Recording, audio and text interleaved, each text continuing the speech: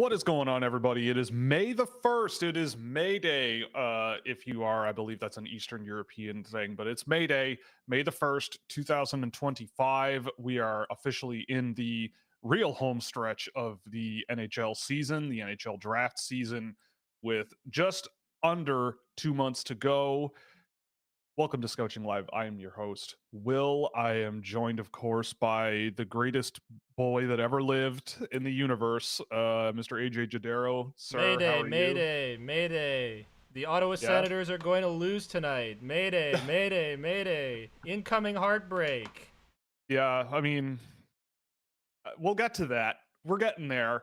We'll get to that, but yeah, welcome to the show.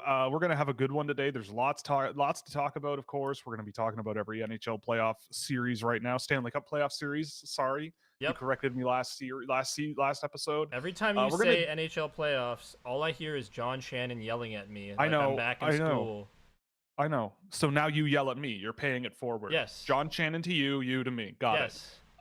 Right. And we're going to do a bit of a deep dive on all the teams that have been eliminated to this point, and maybe take a look at where things go from here for these teams, whether it's maybe positive or maybe not so positive. But yeah, lots of stuff going on. The U18 playoffs are continuing. The quarterfinals were yesterday. The relegation game was yesterday.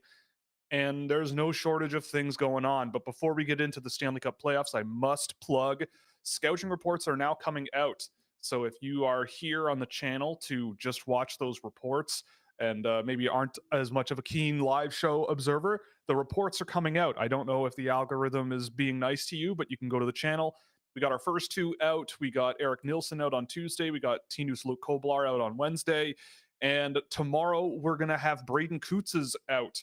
So you can check that out. We'll do a premiere again for Braden Kutz's video at 12 p.m. Eastern time. So again, if you have any questions or comments or anything and you want to interact live with me, I will be there during the premiere of that report. And then we're going to do a whole new batch of them for next week. So get ready for that. And we're going to, we got a whole bunch more ready to go. I'm looking at my list here. I have 7 more that I haven't recorded yet. And we're going to try to do about 3 a week until the end of June. So, and I'm going to try and get some more game tapes out as well. So there's going to be even more content coming. And the next one is LJ Mooney. Funny that I saved it till now because he's having a pretty killer U18s. And I think the one after that's Philip Ekberg. I actually wasn't able to be there for it because of working another job. But hey. Right. We have some big names. And LJ Mooney... Definitely a big name.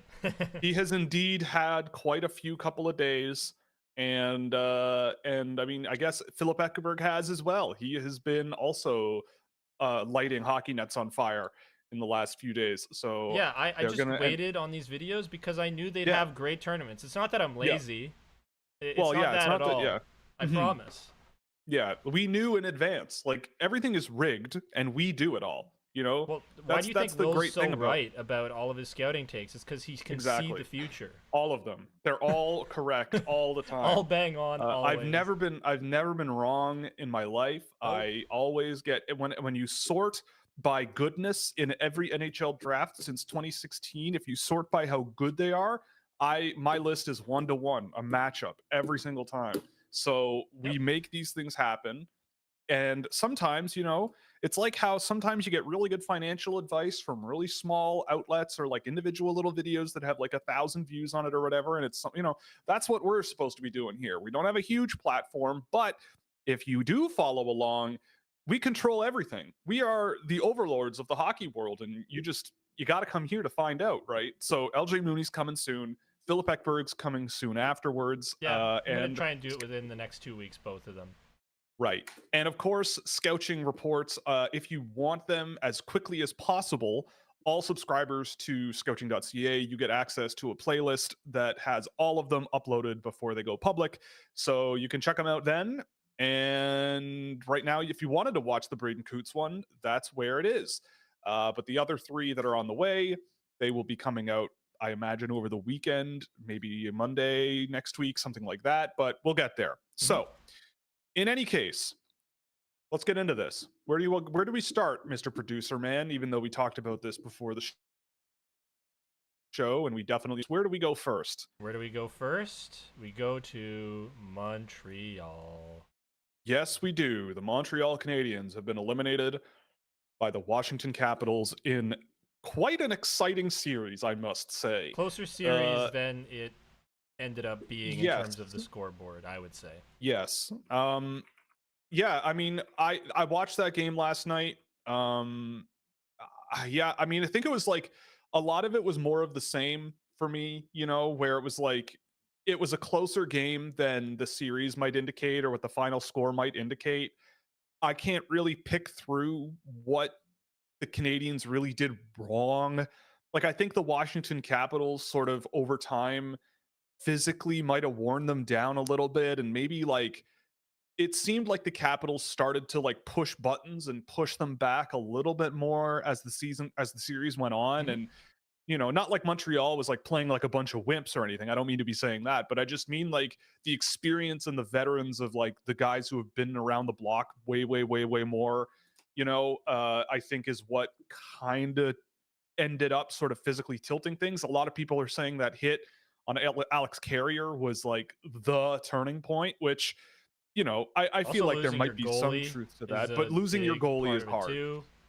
Dobish was good though. Like Dobish had some really big saves last night and did a good job, I felt. But I mean, like the first goal, Alex Ovechkin right off the face-off from top of the face-off circle, like he's able to score those, right? Like that's just how it goes. Yeah. That goal, that was a really, really nice goal as well. I mean, Pierre-Luc Dubois, I think, had the pass on that one, and just a gross play that really hard to pick off.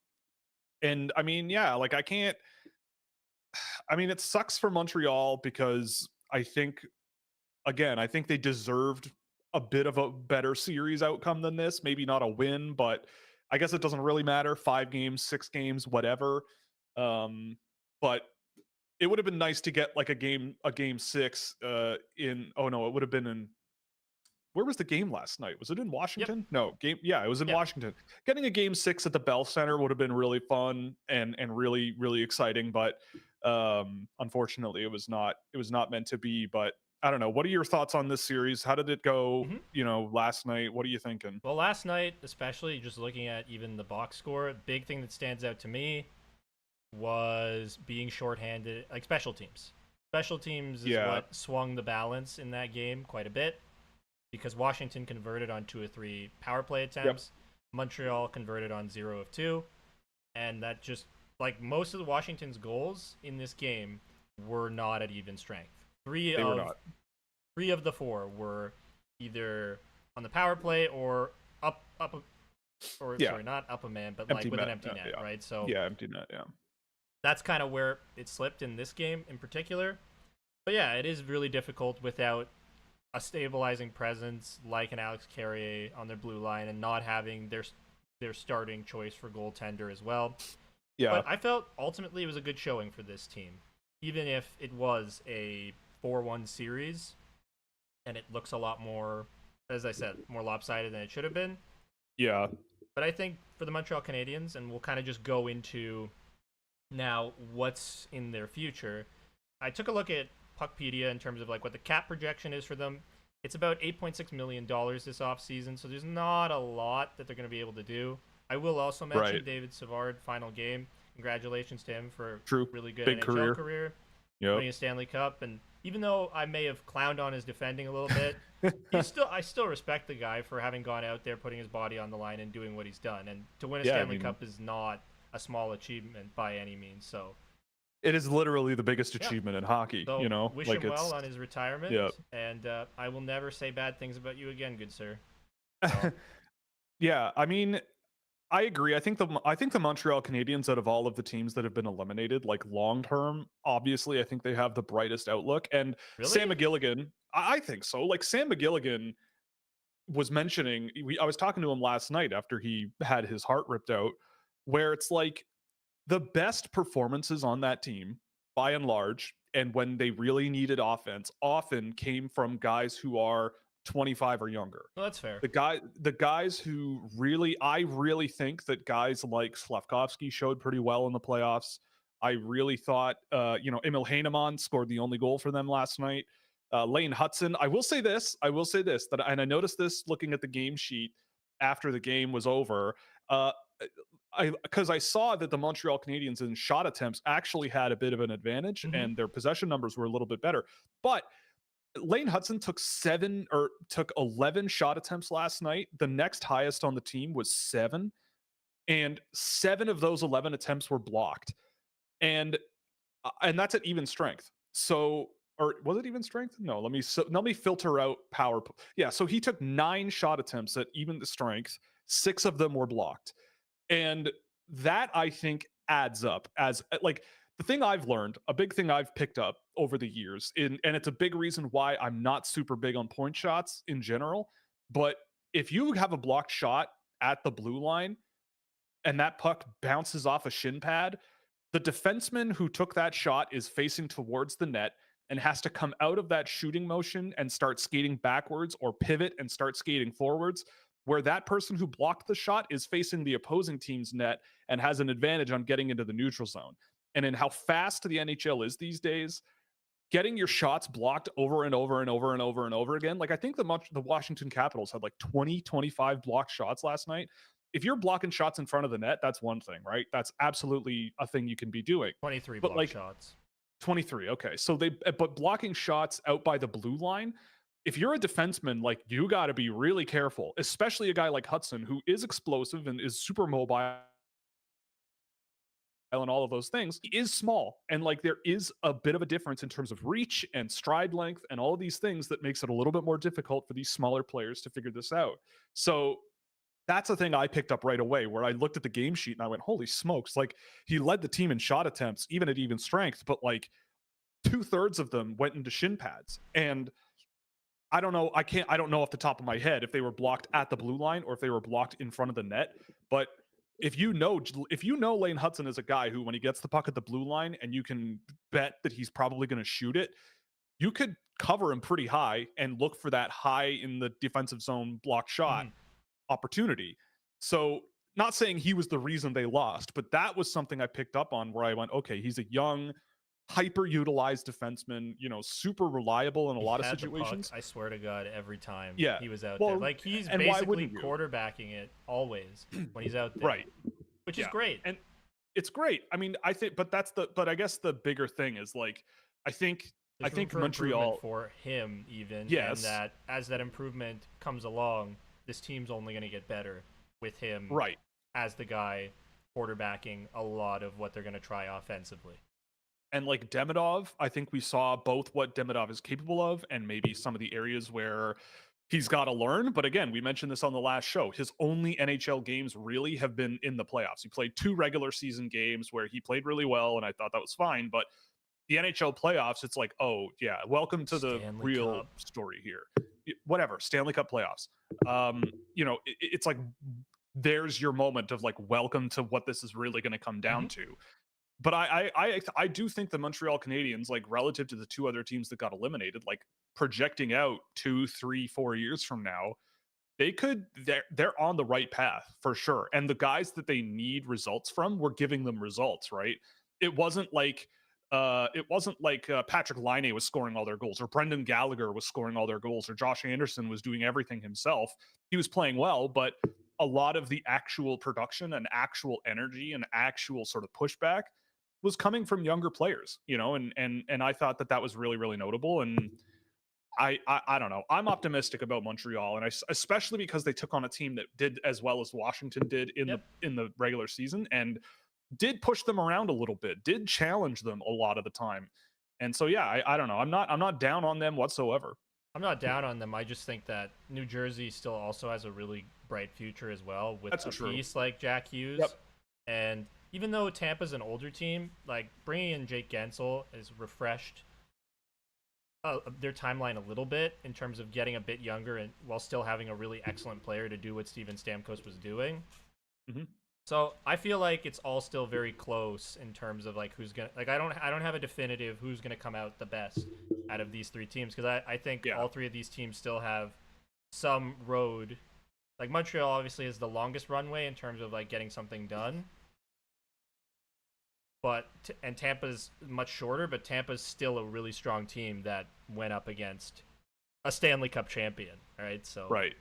No, I agree. I think I mean I think you're right in a way. Like you look at um the Tampa Bay Lightning, for example, and in next year they've got 7 forwards: Kucherov, Point, Gensel, Hagel, Sorelli, Bjorkstrand, and Nick Paul. Mm-hmm. That's a pretty good batch of 7. That's an and excellent only group. and only Oliver Bjorkstrand is not under contract for 26-27. So even if nothing changes, you've got Nick Paul, Anthony Sorelli, Brandon Hagel, Jake Gensel, Braden Point, Nikita Kucherov on a contract in 2 seasons, and you still have your goalie, you'll have a lot more awesome. cap space.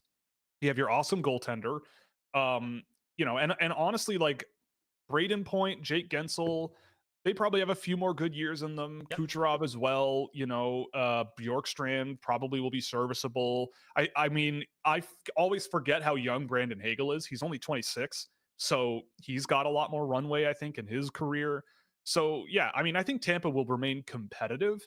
But my thing with the Montreal Canadiens is like in that 26-27 season when maybe Bjorkstrand is gone and you've got a 34-year-old or 33-year-old Nikita Kucherov and a 32-year-old Braden Point and a whatever, does that then become like Montreal will have a 24-year-old, insert player here and a 22-year-old Ivan Demidov, right? Like where are they going to be? And I feel like Montreal, if they can, I would say, shore up their defense a little bit, they've got the goaltending. I think they have the young forwards that they need.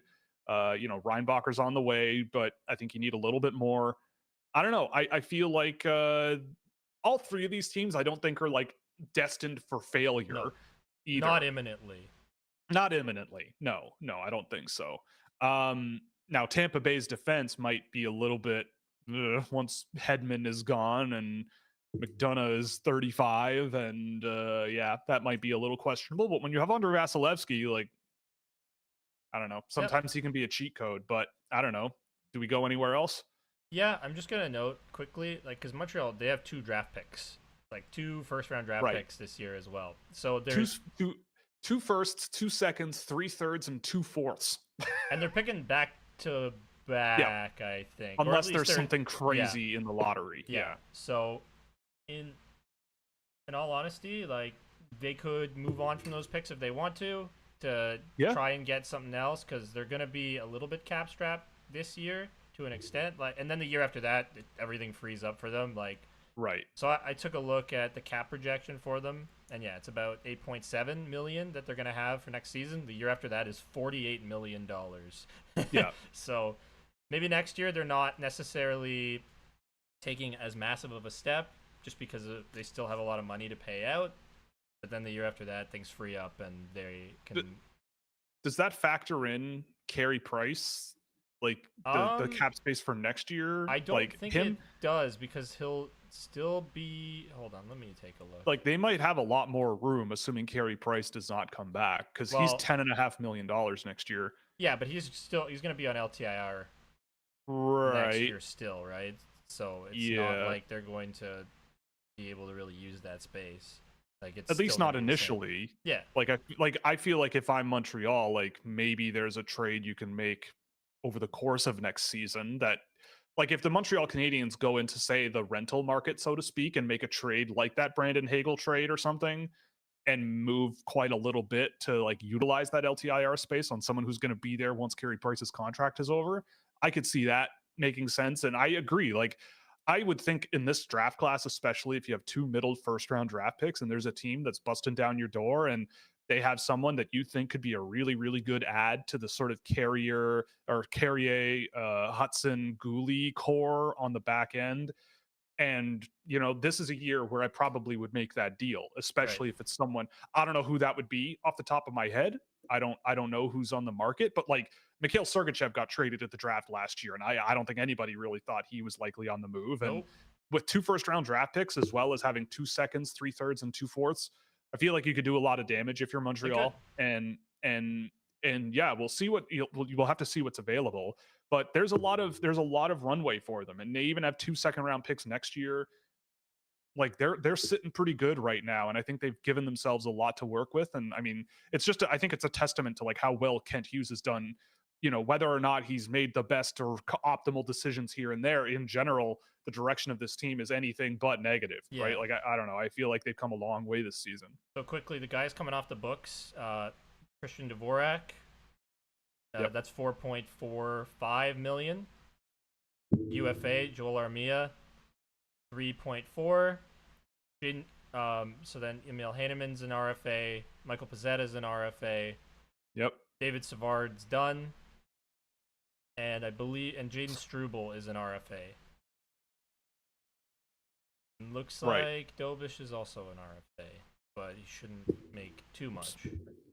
So yeah, I think it's probably gonna they could move on from guys like Dvorak and Armia if they want to. I don't think there's gonna be so much like I just don't see them necessarily getting super crazy in free agency, but things could change. So we'll find out, I guess. But I feel like ultimately for this team, there should be a lot of optimism going into the next 2-3 seasons. I'm not.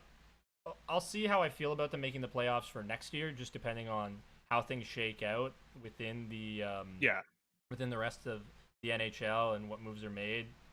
But this team is going to be pretty good for a little while, I think, if they continue on the trajectory they have been. It is going to be very interesting next year in the Atlantic, right? Because Ottawa made it, Montreal made it. Is Florida going to come back worse next year? I don't think so. Is Tampa Bay going to come back worse next year? I don't think so. Is Toronto going to come back worse next year? They can basically come back the same. Right? So there's 5 pretty... If Montreal continues doing the upswing thing, Ottawa continues the upswing thing, maybe Florida, Tampa, and Toronto stagnate, it's going to be very interesting to see what happens in that division and how that affects the teams in the Metro division, right? Like Washington probably will be comparable to what they are now, unless like Alex Ovechkin really falls off now that he has the record. I don't think he's the star piece of that team by any means. I don't think there is a star piece. But losing a guy capable of scoring 50 goals at 40 years old is a hit. Like that has to be made up somewhere, right? But I feel like the way they play, other people can fill those roles. They may not be able to score 40 or 50, but they'll find a way to supplement it all across the board. I agree. I don't think they're going anywhere. No. But I'm just saying, like the other, like in the Metropolitan Division, right? Like it might literally just be that the 5 teams in the Atlantic are probably the teams that make it, right? Like, and Boston's fallen out of that mix. Boston's out of that for sure. I don't know what they're going to do for next year, but I don't think they're going to be a playoff team next year. I don't know. Obviously there's the whole summer, but like in the Metropolitan, you've got the Rangers. Do the Rangers come back better next year? The Islanders. I don't know, so we'll see what happens. I mean, Columbus, we got Locked On Blue Jackets here. What's going on? Columbus, I feel like probably gets better next year. Yep. But yeah, I mean, we'll have to see what happens. But with Montreal and Ottawa in this playoff, I'm sitting here going like, both of these teams belong in the playoffs, I think. Montreal might not quite be like a team that can contend, but having all of these young players doing what they're doing, I think is a huge, huge plus. And I don't know. It's your first trip to the playoffs with this group, and the fact that you push them around, one of the best teams in the league like that, it's a good sign, I think, if I'm Montreal. Good showing. All right, so let's move on because we have talked quite a bit about the Montreal Canadiens, and rightly so. And we'll move on to the Florida Panthers and Tampa Bay Lightning, and Tampa going out pretty early because you and I both had Tampa winning this series. Yep. And I feel like very far. I feel like a big dumb idiot. All right. Yeah, I mean, it's so weird because like when you look at the numbers, this series actually wasn't that lopsided, but Florida just found ways to win. They're just really good at capitalizing on and punishing other teams' mistakes. Like that is the thing that kind of, to me, is a part of their identity, is they just punish you for whatever little thing you do wrong. And they're scary, man. I'll admit this is also the series that I've seen the least of. But like Tampa, again, like we were talking about a little bit earlier, but when you look up and down, especially that defense group, you kind of go relative to what Florida has been putting out there. This series was definitely greasy. I would say that it was definitely the greasiest series out of all of them. Mm-hmm. Like, there was some nastiness going on. These guys couple of clearly, suspensions on both yeah, these guys sides. clearly weren't big fans of each other. But when I look up and down the Tampa Bay roster, I don't really look at the forwards as like, oh, well, that's where they lost this. And the goaltending, I mean, Vasilevsky is among the best in the world. But when I look at their defense, right, like Yes. Tampa Bay iced yesterday Eric Chernak, who's fine, Giannis Moser, he's fine, but like Nick Perbix and Emil Lilleberg and even Ryan, I mean, Victor Hedman did really, really well, but he's getting older. McDonough is in his mid 30s. And once those guys sort of wane, if they haven't already, I mean, Hedman's still got it, but like, let's say next year being 35, like Hedman's my age. And I mean, I'm not a professional athlete, but my body is starting to be like, maybe you shouldn't, go flying into the boards at 30 miles an hour. Not that I can skate 30 miles an hour. Let me just say that. But like maybe you shouldn't be like doing these things because my body does not heal the way it used to.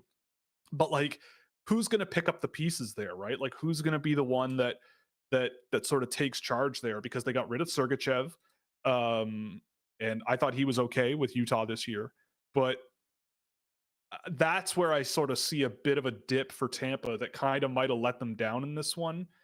Yep. Florida, I think, just as a rock solid team that they just chipped away.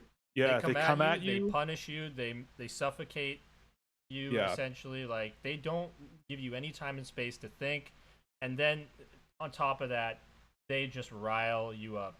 They will do whatever they can to get a mental advantage over you and really upset you. And it worked. Yeah. And then the other thing is, in this series, like, one of the big key factors, up until the last game, like, Tampa's power play was pretty anemic the entire time. Right. Like, they were stopped on 14 straight power plays, if I'm remembering correctly. Mm-hmm. And as much as Nikita Kucherov, like, and I don't care about this as much, but it was an interesting stat to see that Nikita Kucherov, I believe, has been held without a goal in his last 15 playoff games. He still had points throughout that, but that's still, if you're not getting a goal from this guy, and again, he's more of a playmaker anyways, like, that can still make the difference. So shutting him down from a goal scoring perspective, and other teams having done that as well, like, that's also something I think to note. But I just feel like Tampa kind of lost the plot at times. They would bite at whatever Florida would like try and do to rile them up, and they got punished as a result. Yeah, and this is another one of those series where if you told me it was a conference final, I would have believed you, or a second round or something. So this is like, and this is the thing about sports, right? Is like, it is possible for there to be more than like 4 or 5 really good teams that you could see going really deep, right? But someone's got to lose, right? Yeah, I really do feel like the Atlantic Division is the strongest division in hockey. I mean, you watch this series, you watch like this one, the Toronto series with Ottawa has been really intense and competitive. Close like games always, except for close game 1. games. Yeah, close games, and and you can just tell, when you watch teams like that are in the Metropolitan, right, outside of Washington, I think, right, but you see it's called the Metropolitan, whatever. Right? Like the New Jersey Devils, we'll get to them, but like the Carolina Hurricanes are a really, really good team. But in terms of the Atlantic, like there are at least 3 strong teams there, and someone's got to lose, right? And unfortunately. 4. Yeah, for a while 4. And unfortunately, it just didn't go Tampa Bay's way this year. So it hasn't for a couple of years. Yeah. Like, I think this is the 3rd straight year they've been out in the first round. Is it? Yeah, because they lost to Toronto and then Florida. So does John Cooper get fired? No. No. I mean, I don't think so. They've just gone up against, and yes, if people want to disagree with my use of the word heavyweight when describing the Leafs, you feel free, but like, they're a really good team. Even if they don't always show well in the playoffs, they're still a really good team. And Florida is a Stanley Cup champion and a back-to-back Stanley Cup finalist. While Tampa, like the Atlantic, The Atlantic has dominated the Stanley Cup for the last little while. Yes. In fact, I think in the last 6 years, Atlantic Division teams have made the Stanley Cup Finals 7 times because of the COVID year. So yeah, it just kind of goes to show you how strong this division is, and I still think Tampa's an excellent team. Very well put together, and like just the defense group is where they really, I think, struggle, but the forwards, great, and Andre Vasilevsky's Andre Vasilevsky. Yeah. The last time a Metropolitan Division team was in the Stanley Cup Final, Washington was, yeah, yep, Washington, because Boston played St. Louis in 2019. Yep. So yeah, it's been since before the pandemic. A Metropolitan team has made it to the Stanley Cup Final, and then some, by the way. So and the Atlantic Division has 3 Stanley Cups in that time as well. Yeah, so Tampa, then they went to the Stanley Cup Final again, lost to Colorado. And yeah, I mean, 3 first-round exits sucks. Like, that's not awesome. But it's the Atlantic Division. And you get a lot more leeway because you can go, yeah, this group has also won Stanley Cups and been to the finals as well. And like the team we faced went to the Stanley Cup Finals. Yeah. Won the Stanley Cup Finals. Yeah. Yeah. So unfortunately, this one didn't go their way, but I don't think it's time to panic. And I mean, we touched on it earlier. Like, you look at their roster, you look at how they're built. I think they've at least got a couple more strong years in them and take another couple of runs. And then we'll see what happens. I mean, I think for all things considered, like, I think they've drafted okay.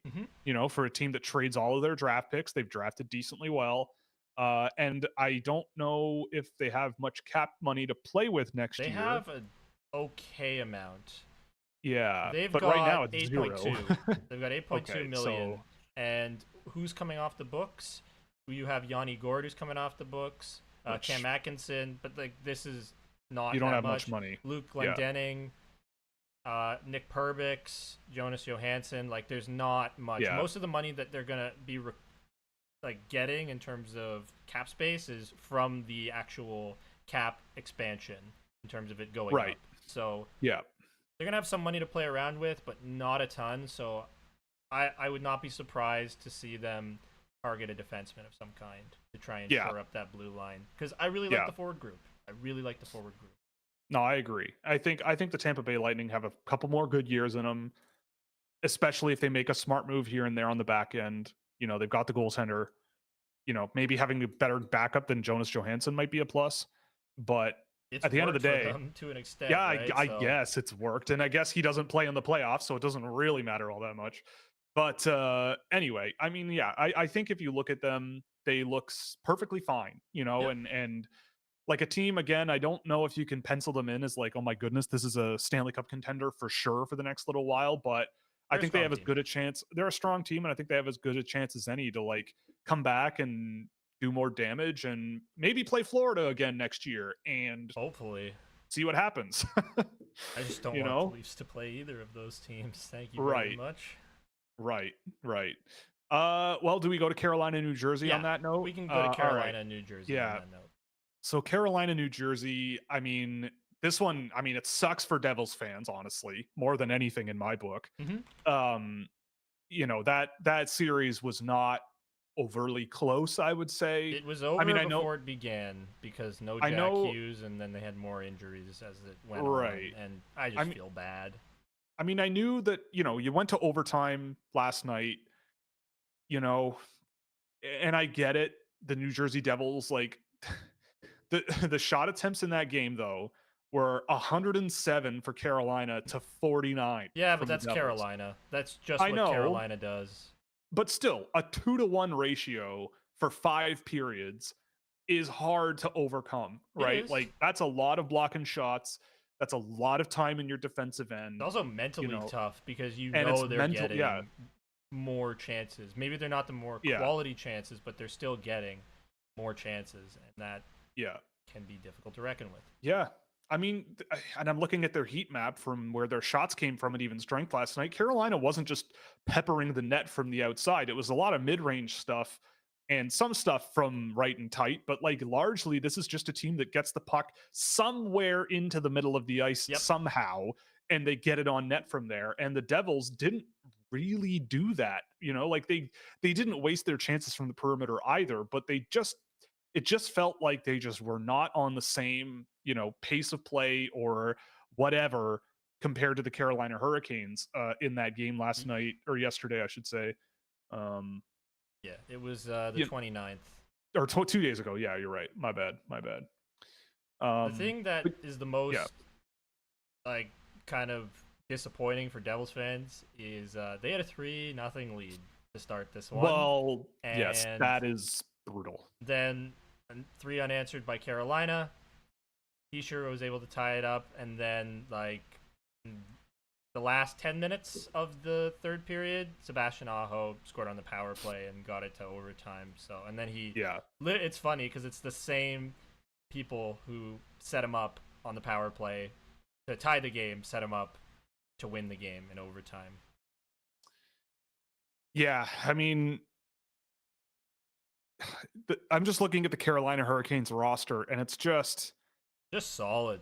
It's just so solid. Like, there's not many names on here where I'm going, what?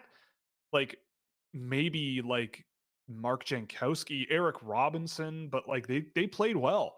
Mm-hmm. And like they just have a really, really solid team. There wasn't a single Carolina Hurricane out there in that game that was lower than a 55% expected goal share. Like, not a single one. There was one Devil, and it was Seamus Casey, who played 5 minutes. Like, it just was not, the balance of possession was just not at all tilted towards New Jersey in that game. And scoring 4 goals in the second period, it was enough to put them on their heels. And and they fought hard in overtime. You can't take that away from them at all. No. But I don't know. I don't think anybody really thought that a Jack Hughes-less New Jersey Devils team and a Luke Hughes-less New Jersey Devils team and yeah. Well, he did play. He was on the game sheet for last night, but he wasn't amazing. Okay. Yeah, he's on this game sheet, but yeah, it just, I don't know. Like, it's tough to beat the Carolina Hurricanes in the first place, considering they've been to the conference finals like a bunch of times in a row, or at least a bunch of times in the last few years. But yeah, they were in the second round last year, but then they've been, pandemic is so weird. Conference finals 2023, but second round. They've gone to the second round 4 straight years.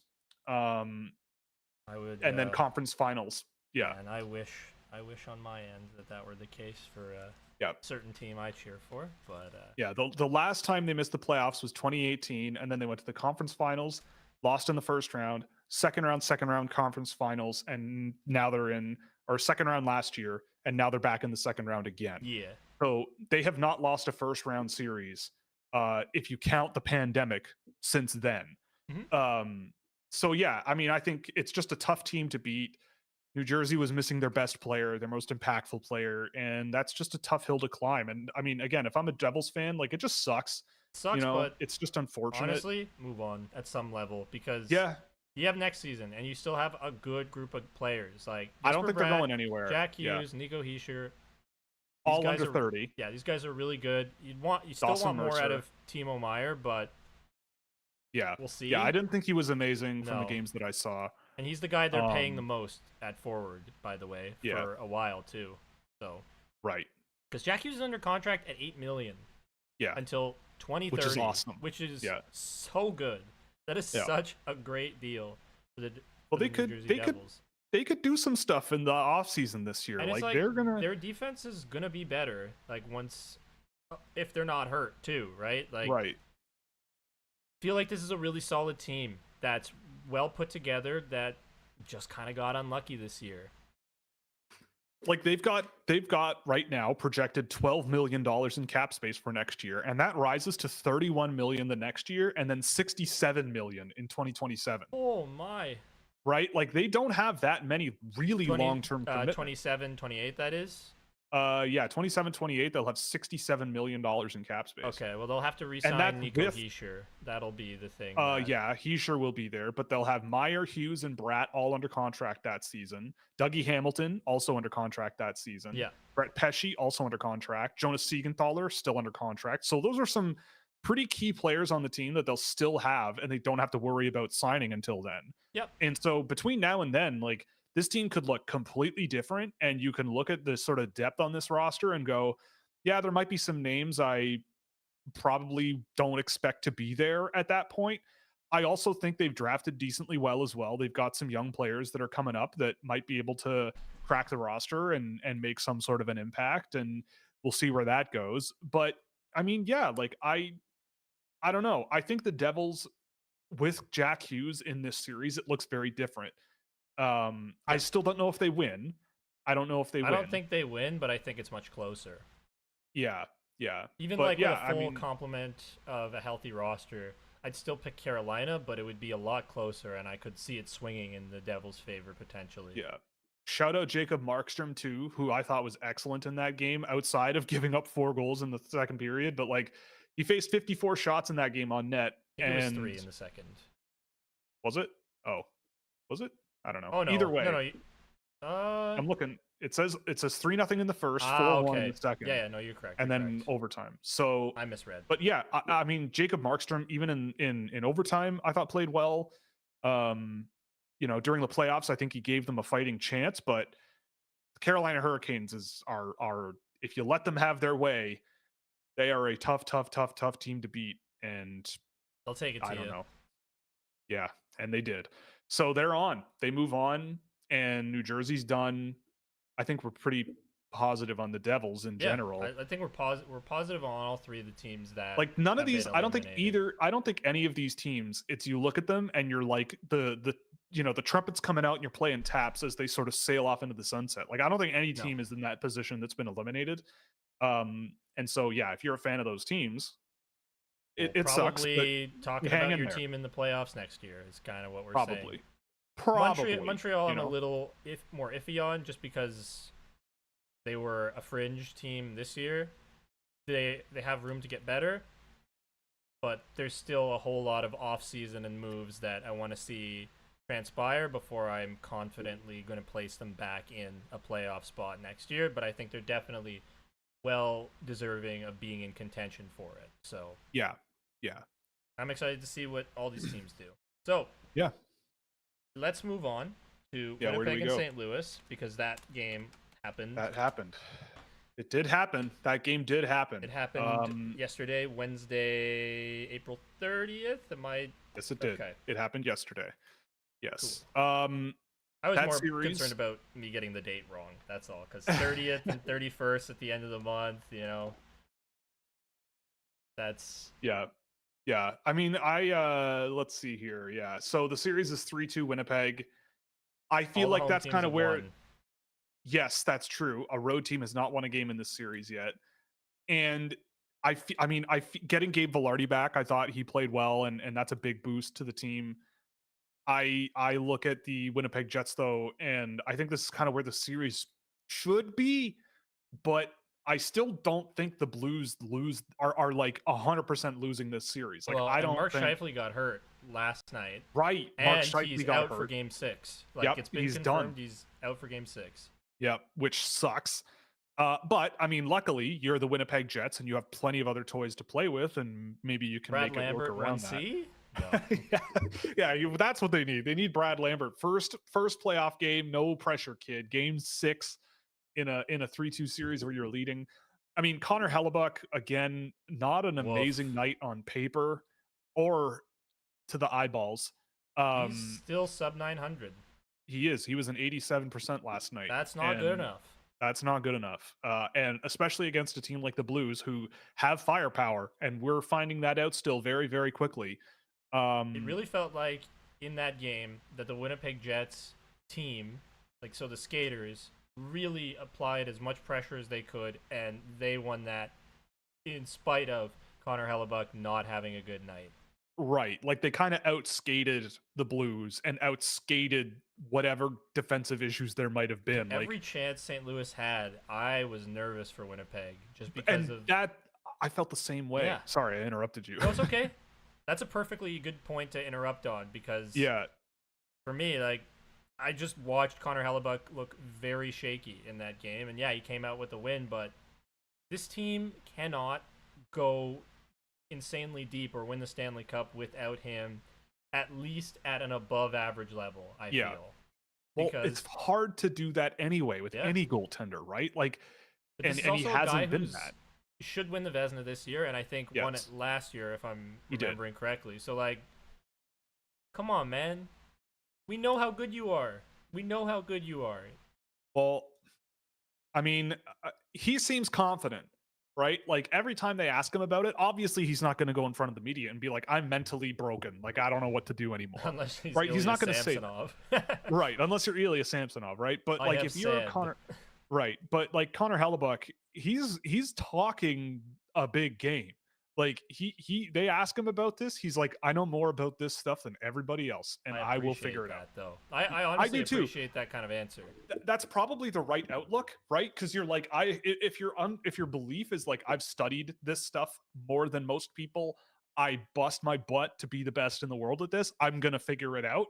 Like, good. If that's the genuine attitude you have, that's probably the only way to go forward from here, because the delta between his regular season numbers and his postseason numbers is like gargantuan. It's the size of a house. It's crazy. So like, somehow you got to find a way to balance those things a little bit more. I mean, I would say it's definitely possible, but last night was, I guess, a step in the right direction. But was it? It felt more like a good team effort. If they lose Game 6, in St. Louis, come back to Winnipeg, I don't know. I feel like St. Louis might have a chance to pull that off. So, talking to our goalie expert and resident Russian pusher, David Phillips, or like whatever guy he wants, but generally trying to put Will on a wild goose chase to find some random Russians who will never be anything. But anyways, right. Talking to David Phillips, he said that Connor Hellebuyck's a very reactionary goalie, that he likes to kind of sit back in his crease a bit, and he uses his reflexes to actually deal with a lot of the shot attempts that he faces, so he's a bit unorthodox and unconventional, and having that time to scout him and figure out, okay, so where the weak points are based on his style of play, which is unique, might be something that is really... that the St. Louis Blues and other teams who have played Connor Hellebuyck in the Stanley Cup playoffs have taken advantage of.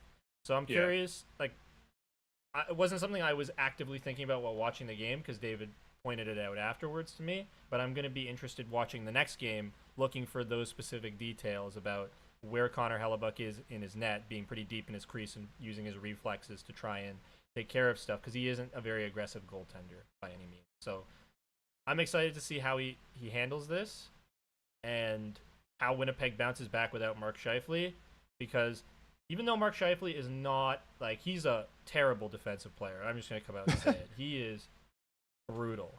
But offensively, Mark Scheifele can pop for like 3 points seemingly out of nowhere, but not really. It's just that he's got that explosive offensive production sort of upside in his game on any given night, and not having that could be like, well, it's going to be detrimental, but is it going to swing the series? That's something I'm going to be fascinated to see.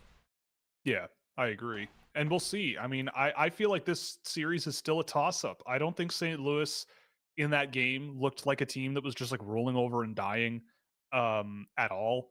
And they have the talent to like do some damage here, especially Jim Montgomery's a good coach, man. Yeah, Jim Montgomery's a good coach. They're playing pretty well.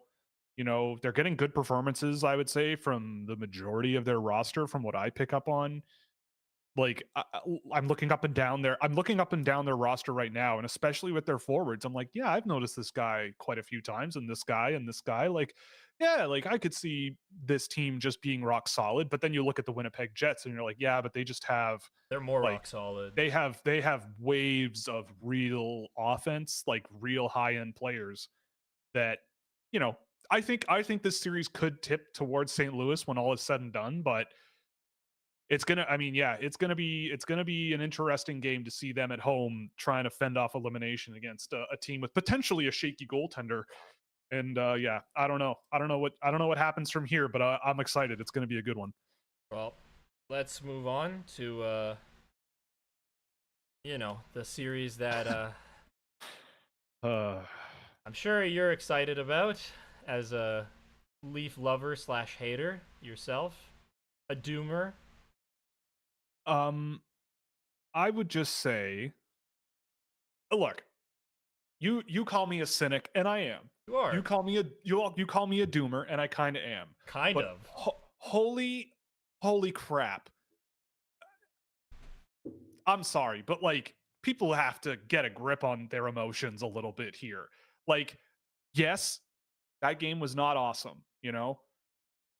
Toronto was quite good for like long stretches of that game, but that it like sometimes in hockey, one bad pass can tip the scales of the whole game, and it did.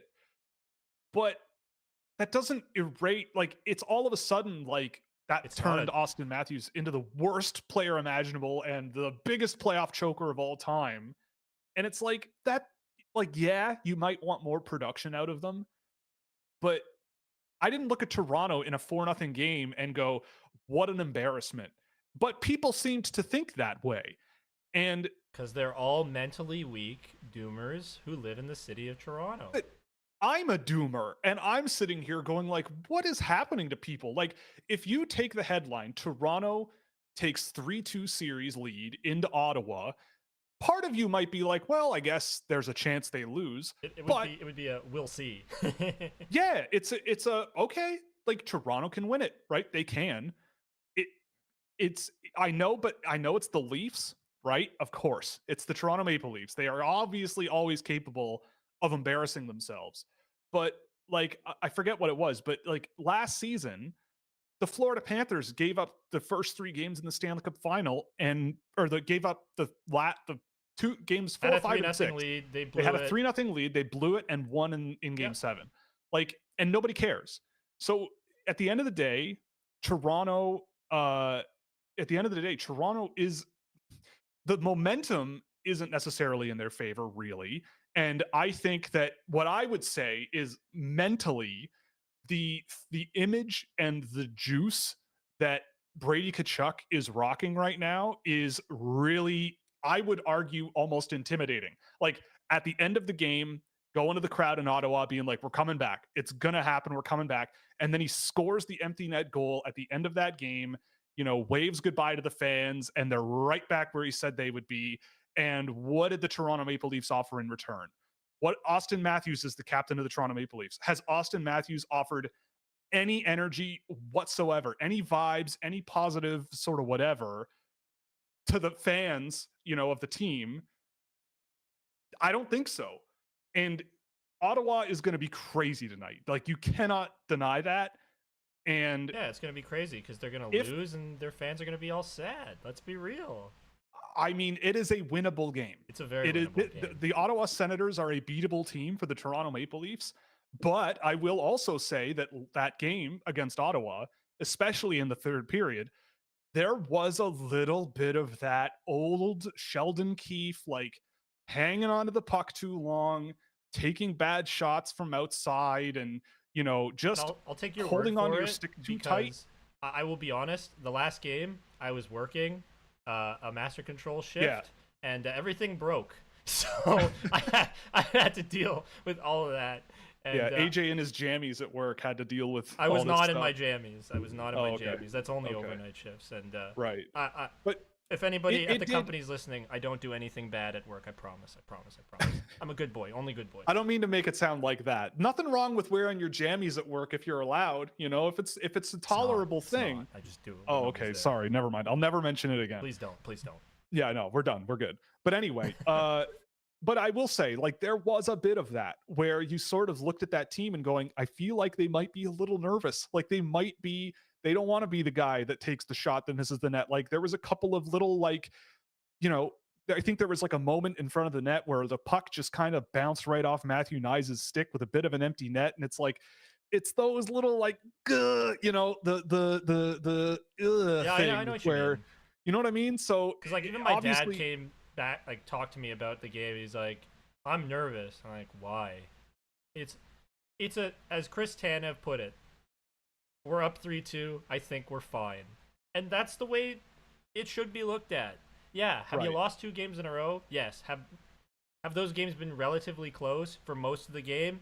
Also, yes. Yep. It's not like they're not playing well enough to win. And funny enough, the 2 games that they've lost have been games where they're out shooting Ottawa. Like in this series, the team that gets the most shots loses 100% of the time. Which is insane. Yeah, it's insane. So, but yeah, I just ultimately feel like the Leafs are going to break through. And they have 2 more chances to do it.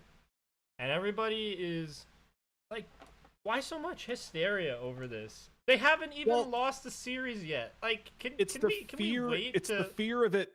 It's the fear of humiliation again.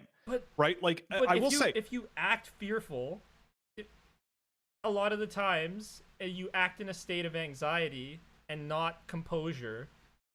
A lot of the things that you don't want to happen are going to manifest. Yes. So you 100%. Can't act like that. That's why I feel good about what Chris Tanev said. That's what makes me confident, at least in him, that he'll be able to do his job properly and deal with this. Like, this is a team that's faced so much BS from the media and so much coverage and so much attention. And I just feel like, why can't we sit back and enjoy watching this team? Yes, there's some scary moments, but at the same time, like, why do we watch sports? Why do we watch sports? Yeah. Well, that's the thing, right? Like, I try to enjoy myself out of this. I try to enjoy myself all the time, right? And again, like, the beautiful thing about the playoffs is that it doesn't really matter how you get to a certain point as long as you win those 4 games. Yeah. Like, the Toronto Maple Leafs could have lost the first 3 games 10-0, and everybody would have lost their goddamn minds, right? But Absolutely. If Toronto, or the first 2 games, for example, right? If Toronto lost the first 2 games 10-0, people would be burning the city to the ground. But if Toronto won the next 3, 4-0, 5-1, 3-2 in overtime or something, and they're in the same situation now, people are going, whoa, okay, like, let's see how this goes. They're in Ottawa and like they have an advantage and blah, blah, blah. Like, yeah, like, I see what you mean. I think it's just like, I will also say though, the Toronto Maple Leafs, this has been true forever. They find any possible way to make life hard for themselves. Like, they will find whatever opportunity they can to just put everyone on the edge of their seat and then the edge of an envelope and just on a razor's edge of emotion. And when push comes to shove, it does not go their way. Generally. And well, almost all the time. Like, some of those statistics in games where they could eliminate a team are so statistically unlikely. Oh, I know. That it can, like, getting outscored on the power play in games where you can eliminate the opposing team. I'm sorry, that's embarrassing. It is. Like, especially for a team with William Nylander, Mitch Marner, Austin Matthews, Matthew Nyes, I would argue, is part of that now. Yes. John Tavares. You should not be getting outscored on the power play when you have a chance to eliminate the other team. That is absurd. It is. Like, that needs to be dealt with, and it's not talent. Those guys are some of the best players in the world. Absolutely. So something else is going on there. You have an extra man on the ice and you still can't score. There's something else going on there. And I think you see the reasons maybe why from that game last night, because they are, I mean, it feels like that really power feel play. Like a lot of it is the fan base to an extent and how they are treated and all of. Oh, I'm sorry. Cry me a river. No. You can listen. I think all the backlash that they get and all of the garbage that fans loft at them all the time, constantly about how we don't care, playoffs. What's your track? Like, I just want to appreciate the talent that this team has, but and like, just try to enjoy it. Look, I understand, but this is how I keep myself sane. I do not look at Twitter because it is a place where it's a place where you go to feel horrible about yourself. Yes, and 100%. I happen to love myself, unlike most people, and I won't do that. I will not do that to myself. I will not put myself through seeing what dumbass 1 and dumbass 2 think about my team. Okay. Yes. Because they're wrong generally. There might be some points of truth in there, but most people don't understand how this game is actually played beyond intangibles and feeling. And how chaotic it is. Like how crazy this sport can be. Yeah, all people, so many people just care about points. And if you look at who scored, like the core 4 had 19 points, I think, in the first 3 games or 4 games of this series. Yep. Scoring has not been the problem so far. Everybody's on cloud 9. Everybody was on cloud 9. Yeah. You know, I have a problem with how, like, my whole thing is that the problem is, and I live in the GTA. I grew up here. Like, my problem is the situation itself. They are still in the driver's seat. Yes. Obviously, you do not want to lose 2 games in a row in the playoffs. Nobody is disputing that. But you're up 3-2. Yes, like you got 2 more chances to close this out. You are professional athletes. If you think that going to Ottawa for game 7 or game 6 is too much pressure, and like in the first round of the playoffs, and you can't pull that. I think if they lose tonight, then I feel like you go to game 7 in Toronto, and it's like I'm kind of holding on to my butt a little bit. But I think it's a very good chance that they figure it out. They go into Ottawa. But I mean, if I've seen this happen with Toronto before too, in games like this, where like the first 2.5 minutes go by, Ottawa comes flying up the wing and they score. It's just like one instance of something bad happening could completely. They get on their back foot. Them. Yeah.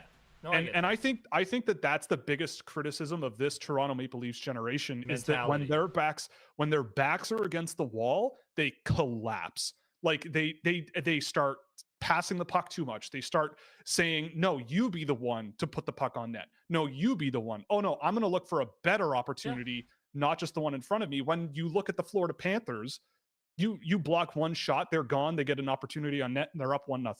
Right? Like they already got a stranglehold on you. Like that's kind of what they do. They play from the driver's seat position, and it is we're gonna take it to you, and you're not gonna like it, and we're gonna make you really upset. And you're gonna take dumb penalties, and we're gonna punish you.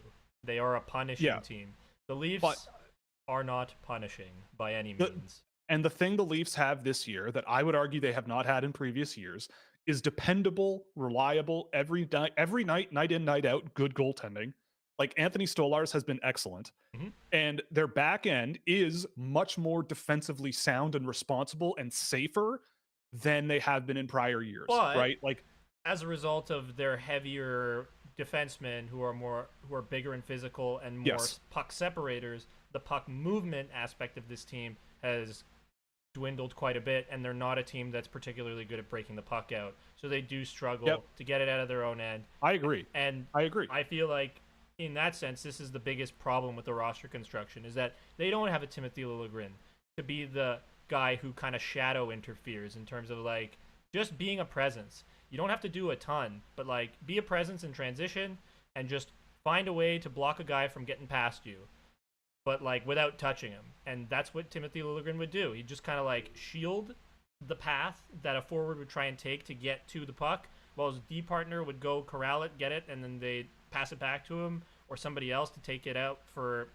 a transition the other way. They don't have necessarily that kind of guy right now on the team, and I feel like it's severely missed. So in that sense, that's kind of where I feel their problems are, but scoring has been an issue in the last 2 games for them, and they got to capitalize on power play. Like, think about it. Well, that's the big thing. They had a 4-minute power play in game 4. They weren't able to score, and I do think a part of that is John Tavares was not there. Like that could have been a big difference in all of it. But like one thing goes another way, and this team's already through. So I'm not scared. Bring it on. Bring it on, Bring it on, Ottawa. You're going home. It's over. It's over for you. I love the confidence. I have to believe. You have to. I mean, I don't know. Yeah. I mean, if Toronto does lose tonight, that still picking that. Don't care. Yeah, probably. but it's a coin flip at that point, I will admit. It is a coin. It would become a coin flip, And I said my bracket has Ottawa winning in 7. So I'm still okay. But I also look at this and I go, just for the sake of the entire GTA area, they probably should win tonight. Like, just for the sake, like if they lose tonight, like 3-1, 5-2, like if it's not even like if it's like losing in overtime and it's like they have 10 out of 10 chances. I mean, people won't care, right? No, they could have 10 out of 10 chances on Ottawa. They come back, shoot it from the blue line, and score. People are going to lose their mind anyway. So whatever. Could literally outshoot the Ottawa Senators 30-1, and if it's a 1-0 game, then they don't care. Right. So but I'm saying for me, I go, okay, like previous games in this series have gone to overtime. Like, this is a closer series than probably some people might have thought coming in, but the Ottawa Senators, I've said this all year. The Senators have energy. They have a style of play. They do play with a lot of tenacity and they are hard. They are a hard team, and they are physical. And that is what has been the Toronto Maple Leafs' kryptonite year after year after year, is when teams pressure them, when teams forecheck hard on them, when they force them to play to their game. By that, I mean like Ottawa forcing Toronto to counter their game. And I'm going to get back on my pedestal. That's why I look for players that do that. I want players who push themselves on the opponent and force them to work around you, because nobody wants to do that, right? Like, nobody wants you don't want to be the person with the other person's thumb on your head. You don't want that.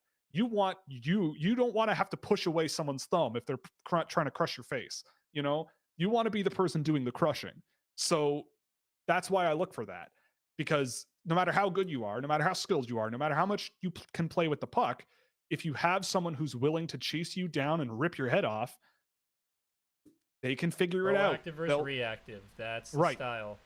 Exactly. So I don't know. I still think Toronto has a pretty sizable advantage here, but they got 2 chances to close it out. Squandering leads, they've done it before. It's possible. But honestly, I don't think Ottawa is not going to let them have anything easy else to really talk about. No, there isn't. Like, whatever happens at this point. And if Linus Ullmark has a great game, he has a great game. Yep. And we'll see what the rest of the Senators guys are able to do, because that's something we didn't talk about probably enough in all this. I feel like a lot of our focus has been on it's over, what's going on with the Leafs, the mentality. Yes. So, I just want to once again say the Senators have played a good series. Yes. They have kept things competitive, and they're pushing the Leafs. And they've outshot them in a couple of those games. Brady Tkachuk's been great.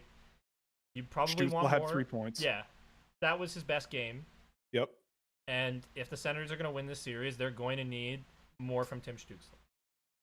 Yeah. To continue what he did within the last game. Build on that performance for him. And I think that'll be the key for them. Yeah, I mean, look, at the end of the day, no matter what, and especially as someone who over the years has become a lot more neutral observer and much more my feelings don't get hurt when the Leafs lose. No. Yeah. That's what it is. No. Well, no. It's honestly I just don't have the time. I watched maybe 2 Leaf games all year. I just don't watch the NHL much at all until the playoffs. And at the end of the day, all that I really want is really good hockey. And I think tonight's going to be a banger. Whether or not the Toronto Maple Leafs eliminate the Senators aren't going to roll over and die. I know that for a fact. And, they just don't play that way. And whatever happens. And it's going to be very, very interesting, because I don't think there's going to be any in between. Toronto fans will probably either be elated or catatonic. But if I'm an Ottawa Senators fan after tonight, regardless of what happens, I think you should go home feeling pretty good about where this team is headed, because they've got good young players. They play a brand of hockey that you can make it work in the playoffs. You're pushing around the Toronto Maple Leafs a little bit. A couple games went to overtime, and if things broke the other way, this series could be over by now if you're Ottawa, right? So there's signs of hope here. All right, we and I gotta think move they're, on, man. they're not. Yeah, we do need to move on. But anyway, let's do that. This team to death. Yes. So, sorry. As soon as I start talking about the Senators, we're done. As soon as Yep. Okay. Executive decision. Will is not allowed to talk about the Senators because he insulted Tim Stützle all those years ago. Yeah, I mean, it's already 10 after 3. Should we just skip over Dallas, Colorado, Vegas, Minnesota, and go straight to LA, Edmonton? Because that they're going to be good games. Ridiculous. I'm excited for those 2 games. Yeah, let's just do it very quickly then. I am too. I think both series, if either team wins, I wouldn't be surprised. Minnesota's been great. Mm-hmm. Dallas has been good. Colorado, I don't think is out of it, even though that game was 6-2. I don't know. Both series have been really good, and I don't know. I'm looking forward to finishing them. I don't know. Do you have anything on those 2? Please, Colorado, don't ruin my bracket. I have you winning I have you winning the cup. Please don't ruin my bracket. Please, I beg of you. I beg of you. I agree. Yeah, I agree. I don't want to look stupid. Let me pick the right winner 2 years in a row, please. I would really like that. Yeah, I mean, I don't want to say too much about LA Edmonton because that game was an absolute masterclass from the Edmonton Oilers. They just pummeled the LA Kings that night. The harmonica magic is gone, as 32 Thoughts so eloquently put it in their titling. I refuse to believe that personally, but last night, but that game 2 nights ago was a mess for the LA Kings. And I don't want to talk too long about it because obviously we have to move on to questions and everything. And a bit of the U18s as well, yeah. Yes, and the U18s. But I'm just looking, I want to double check my statistics here. So the LA Kings last night at 5-on-5 across their whole roster, they had 7 players with 3 shot attempts or more last night. The Edmonton Oilers, 2 nights ago, correct? 2 nights ago, sorry, yeah. The Edmonton Oilers had 5 players with fewer than 3 shot attempts. So every player on the Edmonton Oilers had the same or more shot attempts as just 5 guys on the Kings. It was not even close. Like Darcy Kemper, God rest his soul, that guy, he was peppered all night. Came away with a really good save percentage, all things considered. 46 shots. I remember taking a picture of the shot totals and be like, what the, what the. He faced 36 shots on net at 5-on-5 in 48 minutes. And he stopped all the shots on. Did he stop all the shots on the power play? Yes, he did. Yes. Yeah, one was an empty netter, I think. Yes. In fact, the Kings got out to a lead in the second period. They did. And so, Edmonton responded right away, and they just that's a team that Connor McDavid screamed at, made yes, like just basically rallied the troops. It's like in Total War. We are not losing. It's like in Total War when you use the Inspire ability. He just used that, made his team much stronger, and then just crushed. He them. I mean, he didn't even have any points at even strength last night. So, but I mean, again, like you watch Connor McDavid, like what we said about Toronto, where it was like when their back's against the wall, a lot of the time, statistically, they poop their pants, and that's it. When the back is against the wall for Connor McDavid, he becomes a super mutant. He's a psycho. I love it. He just becomes a what do you do style player. Like if I'm a video coach or something, I'm going, I don't know, like take a penalty, punch him in the head, take a penalty, eat his leg, like I don't know, get suspended, whatever. Because we're not winning. Get suspended. We're not winning if he's on the ice. Like if you're in Super Saiyan form. Like he just and it's like if you have guys that can try to hit him, he's quick enough or silky enough to find a way through them. He's just going to find a way through. Him, but it's going to be like can't touch this. As he just goes in and out, bobs and weaves right past people, and then roofs a top shelf, and then has a highlight reel goal that is played for years to come. Because that's what he does. Yeah, that's just what he does. It's just crazy. I mean, it's insanely talented player, like most talented hockey player ever. Just you can't take that away from him. What he can do, nobody else has been able to do. In terms of in any situation where he needs to come up and show like and score a point, he's just gonna do it. He's just gonna do it. He's so good, man. So good. Yeah. So 1 second. You okay? Yeah, no, I just got something I had to respond to. But anyway, No yeah, problem. I mean, I think, I mean, that was a game where, like, what we were saying about Toronto, and it's like, I don't think they should feel like, uh-oh. But the LA Kings, that game, that was a game where I was watching it as a person who has the LA Kings going over the Edmonton Oilers, and I'm going, uh-oh. Yep. Like, oh, that was a game where the Edmonton Oilers were like, it did feel like they were like, you think you're going to beat us? Okay. And then they just ran them over. Yeah, like they just I mean, they didn't even need Calvin Pickard all that much anyway. Like he faced 16 shots at 5-on-5. Calvin Pickard, a better goalie than Connor Hellebuyck in the playoffs. Yeah, exactly, right? Exclusively in the playoffs. Wild. Yeah, but but it was the team. It was the team. The Oilers just kind of woke up that day and just went, we're not losing. And then not only are we not going to lose, we are going to pound the piss out of these guys. See, this is what makes me sad. I feel like Connor McDavid, the intense Connor McDavid that we don't get to see in front of the camera all that often, other than in like the one Amazon series. Yeah, the one clip, one scene. Like I want that guy to market the NHL, not the Oilers fans travel well guy. All right, Connor, I love you, man. Please show your personality, man. You remember that rant that I went on. I love Connor McDavid as a player, but the fact that he's that good and this league is so desperate for superstars and his personality publicly is like that makes me hate him. Like, it's like you are gifted from God to be one of the biggest stars on the entire planet and probably one of the biggest conduits through which the growth of hockey can occur. And every time he gets an opportunity to sell the game or talk about himself or whatever, he's looking at a tablet in a CIBC commercial going, look at this line going up, right? Like, it's like, okay, cool, bro. Like, way to go, so and it's lame. like, it's lame, but come on, I don't Connor. care. You're cooler than this. You're cooler than I don't this, care. Man. As soon as I sit down to watch an Oilers game, that all goes away. I just go, oh, okay, here we go. My emotions are fully chuffed at this point because this guy knows how to play hockey and does it very, very well. Probably better than anybody that has ever existed, ? Yeah, unless you're David Phillips and think that Kirill Kaprizov is the best 97. Yeah. Sorry, Kaprizov is up there. Sure, yeah, he might be up there too. I do love Kirill Kaprizov, nonetheless. And I just figured I'd give David a little mention again because he's like, "You're gonna put the Wild on the thumbnail today, right?" Like, nah. No, in fact, we're gonna skip over them. Essentially. Yeah, we're gonna skip over them. I mean, it's all gonna be exciting. I'm super pumped for the rest of this first round because I think there are a lot of really interesting storylines. Obviously Toronto, but the Kings Edmonton series. Does Minnesota come back against Vegas?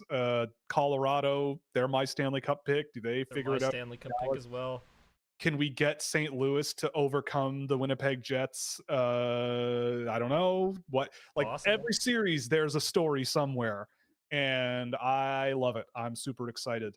But I don't know. I don't have anything much else to say about the playoffs. There he is, Kaprizov, best 97. Yeah, Kaprizov is the best 97. Yeah, okay, pal.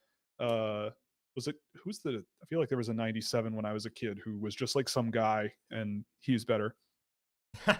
All right. So under 18s, I guess, really quick. I mean, I'm sure there are questions about it, so I don't want to touch on this forever. Yeah, we can do it very quickly. I do have to shout out the Norwegians winning 5-4 in a shootout last night. What was the name of the kid who scored both goals in the it was something like kind of short, wasn't it? Something Lube Trigg. I think Lube Trigg. Awesome. Linus Lube Trigg, right. 2007 born kid playing in Sweden. 2 points last night as well. Just a huge night. My son, Tinus Luke Koblar, with a power play assist, so it doesn't count. That's too bad. But the Swiss have been eliminated. I want to double check when the last time they got relegated was. It was definitely a very long time ago, or at least quite a while. I believe Denmark got promoted for sure. And I think someone mentioned in the Scouching Discord, which you can get with any subscription on scouching.ca, someone mentioned that the last time all 4 Nordic countries, so Sweden, Finland, Norway, and Denmark, were all at the U18s was 2004. So it's been quite a while since we've gotten a full Nordic under 18 tournament. And also doubly so because funding for the national Norwegian program out there has been really hit or miss over the last few years, especially since the pandemic. And they've managed to find a way to stick up in this tournament for a couple of years in a row. And they have some good players coming up from the lower levels. But yeah, socialism doesn't cover hockey, unfortunately. No, it doesn't. Yeah, no, it doesn't. Not always. The Swiss almost got relegated twice in a row in 2018 and 2019. They almost got relegated 2011 and 2012, almost got relegated to 2008, 2009. They got relegated in 2005.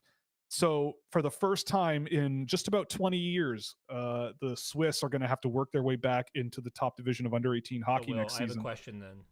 What? Jonah Neuenschwander is a bust? Question mark? Yes, he's terrible, awful, never should play hockey ever again. Exactly. He's just brutal. Who cares if he's in the National League at 15 years old? Nobody cares. Oh, yes, and also Linus Lubtrig is related to Håkan Lube, one of the best hockey names in history. So thanks, awesome, David, for pointing that out. Håkan Lube. But sorry, what were you going to say there? No, that was it. Don't worry. Oh, great, cool. Well, anyway, I'm honestly going to admit that as a terrible hockey fan and being busy last night, I did not see the Canada-Czech game where Canada almost got eliminated against the Czech Republic, which, tell me if you've heard this story before, where Canada plays the Czech Republic internationally and the Czechs just push them around and, manage to make it really, really close and or defeat them in the first place. But Canada winning 3-2 in instances. My brain has blocked them out. Who scored the overtime winner in that game? Cole Reshny. Of course he did. Cole Reshny, 2 goals last night. Good for him, taking out the Czechs. And so we've got the U.S., we've got Canada, we got Sweden, and Slovakia left. Slovakia almost also losing to Germany. The U.S., for a while, the Latvians had that game pretty close. I think it was 4-3 at one point, and it ended up 6-3 or 4-2 or something like that. And the U.S. it was 4-2 after 2 periods, right? And the U.S. managed to find a way to win. I mean, the U.S. team, I think, Canada's looked really good as well, but the U.S. team has been better than I thought they would be, especially as the tournament has moved on. The Latvians gave them a pretty good push, but yeah, I didn't really think that. I mean, the Germans almost shocked the Slovaks as well at the end there, because I think the Germans scored twice. I was riding the bike last night and I had the game going, and I turned it off the bike, and it was 3-0 Slovakia. And then it ended 3-2 with a goal with 40 seconds left in the game to make it 3-2. So yeah, what was Will actually doing? Watching Survivor and riding the exercise bike instead of watching the Canadians play the Czechs. I know. Yep. And then watching the Habs. I messaged Will last night and said, "Hey, playoff hockey? Survivor, bruh," is what I got back. Survivor takes precedence. Family first. It's a family affair in our home. And had to do it. It's a precedent, I get it. Hockey can't be 24/7 for me. I get it. You're whipped by your better half, as you put it. Yes. So it's okay. Yeah, the better half needs to be. I mean, it's not just about her either. It's about watching that show, because that show rocked, and this season has been pretty good. It's a good show. I did watch it. There is just a lot of hockey going on right now, and honestly, it's a little bit tiring. But soon we'll be having things a little quieter. But anyway, yeah, the U18s, we've got Canada, Slovakia in the semis, USA, Sweden in the other semifinal. I mean, I feel like Canada's the favored team against Slovakia, especially because of Slovakia's defending, but Michel Pradel, however you pronounce his first name, but Pradel's been really good for them in net for Slovakia from the games I've seen. And the US-Sweden game is going to be sick. I think those are 2 teams that are fully capable of winning this tournament. And that could very easily have been the gold medal game, but it didn't work out that way. So yeah, I don't know. I've liked how both of those teams have played so far, especially the Americans. And I mean, I feel like it'll be Canada in the gold medal against them. But this is Canada internationally. You never know. But this Canadian team does seem to be really firing and scoring a lot. And even though they almost lost to the Czechs, I feel like their track record's pretty good in this one. Alrighty then. You ready for Q&A? Yeah, let's do some questions. Into some of the U18 questions that we have as well. Yes. Finland played 5 games and only won against Norway and Latvia. When is this Finland is always great narrative at least getting reevaluated? I've already done so. I think it's being reevaluated. It's been reevaluated, right? Like, the Finns skated pretty well with Sweden yesterday for a while. Like, the game ended 7-2, but it was 2-1 after 1. And it wasn't, I mean, Sweden did kind of run away with it towards the end there, but at the end of the day, Finland is just, it's just not really keeping up, I don't think. And I don't know exactly why. I can't tell you why, but I think part of it is that Finland, they have a brand, right? Like Finland has this style of play where it's very collective, it's very, physical and intense and chipping away at you, right? Like it's very Florida Panthers like they just kind of chip away and chip away and chip away, historically speaking. And speed. Right. They don't really need it in a way. And they just kind of make little passes to each other, and they have guys who can finish and just, slap a puck into the net and all that stuff, which is cool. But they don't have any of those guys that like traditionally fit that mold this year. And when I look at their under 18 team, I'm looking up and down it. I will say Max Westergaard has looked really good for them. He's really improved this season, and he's worked his way up my list since I put out my list last month. I still feel like he's a bit of a long shot for an NHL player, but he has been quite good for them in this tournament, or was quite good for them in this tournament. There are other guys on that team that I kind of go, yeah, like sure, maybe late round flyer. And, like Ate Yoki is maybe one of those guys. Lasse Boelius was pretty good as well, but they just didn't have the guys that fit that identity super, super well. And they didn't have guys that were like fast or skilled enough to really push the Swedes back on their heels. It was a mismatch, and obviously it's not over. Like Finland has a very robust hockey system and hockey program and all that stuff, so that's not really an issue. But I mean, Sweden does have a pretty darn good group of players coming up that are 18 and younger right now.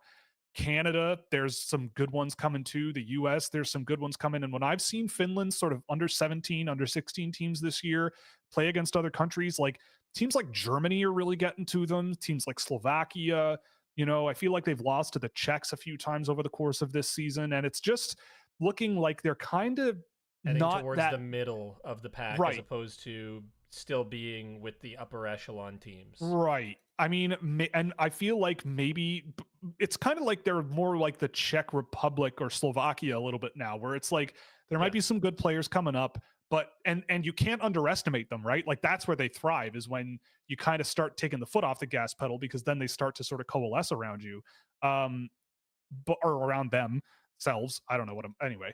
But the point is, like, I don't have like any Finnish players out of Finland really ranked this year, I don't think, except for like Topias Huninen, who's a re-entry, and I think Lassi Boelius is ranked for me, but I don't have him as high as some other people. Max Westergaard, but he plays in Sweden. So yeah, like I don't know. It's for me personally, like having watched Finnish hockey and junior teams for years, like they are definitely not on the same level. And I also will just take this opportunity. The under 18s without Russia just ain't the same. And it really, it also just goes to show, like, a Russian team mixed in with these Swedes and Americans and Canadians and even the Finns, like, and the Czechs, like it would completely change the projection on this tournament, because the last couple of years you look at the rosters and you look at who's there and you're kind of going like, yeah, Canada, US, and Sweden, like that's kind of the teams that I would expect to be there. And if they aren't, it's a bit of a surprise, right? Like Finland very rarely for me recently has been part of that group where you look up and down that roster and go, yep, there's definitely a lot going on here. I just don't know if I see that. So yeah, I don't know. For me, it's been reevaluated. But I don't think you can still count them out. But yeah. Yeah, I think we just got to adjust expectations for them being more of an upper mid pack team, as opposed to in the full upper echelon of the of the teams that are still there. It's like if I were to put it on like a fight card, they are like the upper mid card, where Canada, USA, Sweden are like the main event type players. Yeah. What about Jakubis Wozniak? I mean, what about him? I think that's with regards to the scouting reports, because that was early. He might get one, but Will hates him, so he's not going to. Yeah, I hate him. No, it's one of those ones where he's a guy where, like, I don't like making reports if I don't really know what I can say, like, that encapsulates them and really is engaging for people. I think Wozniak is a fine player. But whenever I watch him, like there are some games where I go, I don't know what this guy really is. And there are some games where I just see a really good offensive zone finisher, smart passer, all these things. But like if I show you clips of what I have of him, like I don't think it would be that exciting or engaging or like anything like that. Either necessarily. Well, it might be. Like, it wouldn't be. I don't think it would be overly negative, but I feel like people would watch it and be like, okay, like just a very bland type. He's fine. You know, like boring, but maybe efficient at some point in his career. Like he complements guys really well. Like this top line that he's on right now, he's complementing them very well. But you have to keep in mind, like the Swedish team this year, relative to pretty much every other roster, it is like not close. They beat the Czechs 7-3. The Czechs almost beat the Canadians. Like it's just the Swedes are pretty loaded this year, and so they're not going to win because they're chokers. Right, that's true. They're never going to win ever again. So yeah, I mean, maybe I'm obviously going to be taking more looks at him before the end of the year, but I mean, I have so many other guys that I'm very nearly done their profiles where I'm pretty sure I can make something very interesting out of it, or at least, you know, showcase something that people would find interesting about them. He's Wozniak, like he's just a really tough one, I think, to get a really good read on, and especially with regards to the NHL. Who's been the most impressive prospect at the under 18 so far, and why is it Tinus Lokoblar? Well, Tinus Lokoblar doesn't have like any points, so he sucks, obviously. Yeah, Brian. I watched Michael Sverchek against Germany yesterday, and he also I don't think he had any points either. And I don't care how many times he had 1 point, but it was on the power play, so it doesn't count. But I don't care how many times you almost put the puck in the net or go to the net and try to set up plays in the crease, or, you know, back check and earn possession of the puck back. I don't care how many times you do that. It's about putting the puck in the net, and he hasn't done that, so he's poop now. I mean, of the games I've seen, I mean, LJ Mooney has been having an unbelievable tournament. He's been really good. Jack Murtagh has also been pretty good as well. He's one that I've wanted to go back and check up on. Cullen Potter, but I'm biased there as well. Like a couple of the US guys I think have been really good. Will Moore as well has been quite good as well, which has been good to see for me. There's been a lot of good ones, you know, a lot of good ones. I haven't seen as much of the Canadian one or the Canadian team, but I'll just say Xavier Villeneuve, because every time I watch the Canadians, he is a ton of fun. If I know the future and I'm never wrong, why in God's name did I choose to be a Leaf fan? Well, he didn't choose it. He was born into it. I didn't choose it. Yeah, no. Nobody chooses to be a Leaf fan. I blame my aunt, honestly, for being born and raised in Toronto, and she's a huge hockey fan, and I love her to death, but she has a Toronto Maple Leafs license plate. So yeah. I was given a jersey at birth, and I am not joking. One of the first things I ever received was a Toronto Maple Leafs jersey as a child that I wore. So I was born into it, and right. I'm never leaving. We don't talk about the 2 years I followed Matt Sundin to the Vancouver Canucks and was a Canucks fan. Didn't happen. I swear it did not happen. I'm a Leaf fan for life because I was born into it. I was born into the darkness, shaped by it, molded by it. Molded by it. Yep, that's a good outlook. It's a good way to see it. How good of a defensive forward is Porter Martone relative to a typical top 4 forward picked in the draft? Is he average or worse? Well, I mean, it depends on what you mean by defensive. I feel like Martone is, I mean, there isn't really many places in my data set where he's not very good at all. I would argue that he's quite good almost everywhere, no matter which way you slice it. But I do think that he is a much better offensive zone defender, if that makes sense, rather than defensive zone. Like I feel like he's not a very high pace or high intensity guy all that much. He does throw hits, but he's not this like Tom Wilson type guy who's like ripping around the ice and maybe just ripping people's heads off. Is not the right word, but like he's not because he's definitely an intense dude. Like he's not Brady Tkachuk, right? Like he's not that, but he's a different style of intense. You know, it's more like cerebral intensity in a way, like hard to explain. Like he's more of like a like I I don't think that Porter Martone is a bad defensive player at all, but I don't think that that's going to be a hallmark of his NHL game, like especially in his own end. But I don't think it's going to be bad. Like I think he is much more of an offensive guy than I think people. I mean, obviously he scored a lot, but people talk about him like he's this two-way, 200-foot, physical guy. And I'm not sure that's going to be his brand in the NHL, really, unless he really sort of ramps up the speed at which he plays the game. But his skill and the passing vision and the offensive zone sort of timing and just creation of offense is insane. And awesome. He's a really efficient offensive transition player as well. Great puck carrier, really good passer, has good sort of finesse skill under pressure, and just kind of gets the job done. So I feel like it's a hard question to answer because defense could be read a few different ways, but I don't think he's going to be this like like Mark Stone style guy. I don't think that's really Matthew Knies kind of vibes a little bit. Maybe a little bit, but it's more like I want to say like Blake Wheeler kind of vibe. Okay.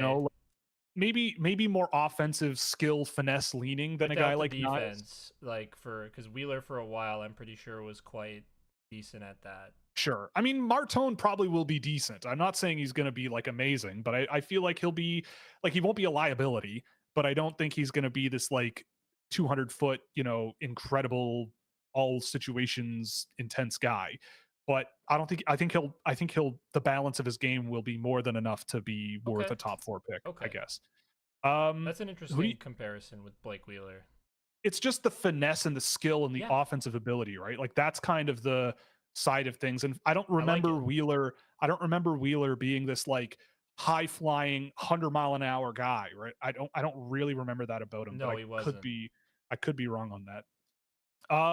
Who do you rank as the top 5 GMs in the NHL? That's a tough question. That's a really tough question. I think you gotta Brad Treliving. Definitely not. I think you gotta give Bill Zito a shout somewhere. Yeah, Bill Zito. I'd go Zito. I think Tulski's track record since before being a GM, I think, is notable. Yeah. But I mean, I don't know if you can count him because he's not been a GM for very long. I'm still good because I like how aggressive he is and how he's just able to like dealing with the Rantanen situation. I feel like he took a shot, like a swing at it, tried it, knew it wasn't going to work, and just did what he needed to do. I would say gone and got a really good player.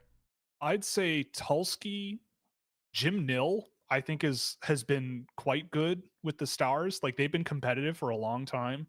Bill Zito. Some other name. Joe Sakic, / Chris McFarland. Like, because it's kind of hard also to determine who does what exactly. Yeah. So a lot of it's not like I was trying to think about stuff for this going in, because I saw this question earlier. I've still been having a rough time. Kyle Dubas. Let's put Kyle Dubas on the list. No, I honestly might do that. But I honestly might. Yeah, I mean, he is very good at what he does, right? He's made some rough moves, but everybody's made some rough moves. Right. And I think that generally, I think the only thing you can really criticize Dubas for is he is clearly very, very attached to the same small batch of players. He just has guys that he loves and he drags them around everywhere he goes. And I feel like that's questionable. And yeah, but there are other GMs that do that too. Another good shout as well. Kelly McCrimmon's done a really good job. Contention. Yeah, Kevin Cheveldayoff. Yeah, I mean, I think Kevin Cheveldayoff is up there too because he's been there. He's been there 14 years. He's been there the entire time. I'm pretty sure he's been there the entire time, and they are a competitive team and have been for quite a while. Always been competitive. Almost every and they've season. Drafted pretty well. They had the Patrick Laine situation. They turned that into something good for them. PLD and then eventually PLD into 3 really solid players. The 3 solid players. Kevin Cheveldayoff's done a really good job. Cheveldayoff, Nil, I'd say Dubas, Kent Hughes, I think has done an excellent job. I don't have a definitive list by any means, but I feel like I got to throw Bill Zito in because Bill he Zito, takes I think. bold. I'd probably put him at number 1 right now because he makes he's made some bold decisions and he just is somehow able to because I thought the Tkachuk Huberdeau trade. I'm I love Matthew Tkachuk, but is it really that much of a difference? when you're also giving up a guy like Mackenzie Weegar and Jonathan Huberdeau to get Matthew Tkachuk, and yeah, he was right. He was 100% right, which is really cool to see. Like, Matthew Tkachuk is one of the top wingers in the league, and Jonathan Huberdeau really benefited from the system in Florida to make him as productive as he was. Right. They figured that was a problem, and they turned it into Matthew Tkachuk and won a cup. Yeah.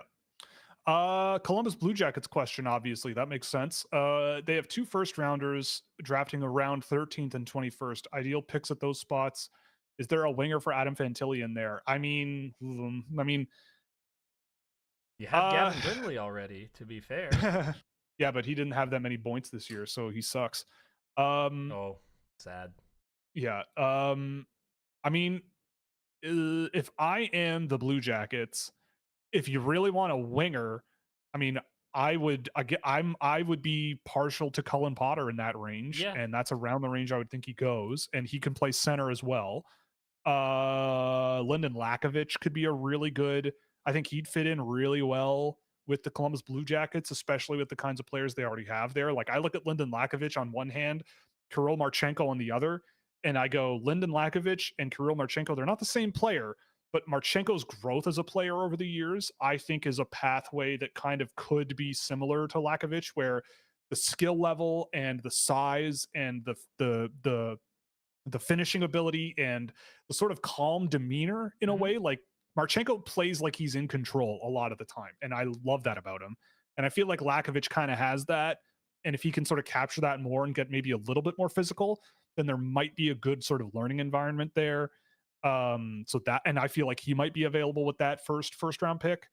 I mean, if you want just pure firepower or whatever, I mean, I don't know how much of that there is in this year's draft, to be honest with you. Like, you could probably wait and draft a Riker Lee, but you know, I love Michael Sverchek, but you could probably get him in like the 4th round or something at this point.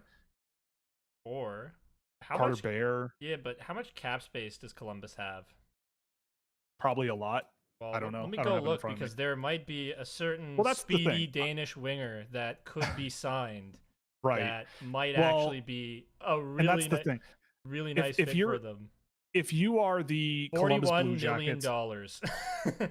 Right. If you're the Columbus Blue Jackets, I feel like in 2025, the draft should not really be the primary focus. I feel like in 2025, though, right? So like that is something to think about. They do. But in 2025, like, that team almost made the playoffs. And I feel like if you can find a deal that makes your team better today and not have to wait for guys to come to you, then I feel like you probably should make those deals now. Oh, and they have like nobody that important expiring in terms of like money wise. They're young. Luke like, they've Cummins, got good young players. Sean Corral, like their bottom 6 type of players: Christian Fischer, Justin Danforth, James Van Riemsdyk, Kevin LeBanc on forwards expiring. Like they've got to replace either, if they can bring back Ivan Provorov if they want, or replace him. Dante Fabro is a UFA. Jordan Harris is an RFA. Jack Johnson's a UFA. Like, they've got a lot to. I feel like free agency for Columbus is going to be a big place potentially for them to get a lot better. But I think Nick Ehlers would be a really interesting addition up front for them. Yeah. Like, in the question, it's like, is there a winger for Adam Fantilli? I would not use the 2025 draft as a way to find a winger for Adam Fantilli. No. I think that player is already out there somewhere, and you got to go find him and get him. Like, Nick Ehlers with Adam Fantilli, man. That'd be so funny. God. And Kirill Marchenko. Yeah. We'll see if a Nick Ehlers who might be leaving Winnipeg, one of the least desirable places in the NHL, would go to, I would argue, one of the more underrated places in the NHL. But, you know, Columbus, they have their vibe there, which is quite different from a lot of other markets in the NHL, and Ehlers having his choice probably of where to go. We'll see.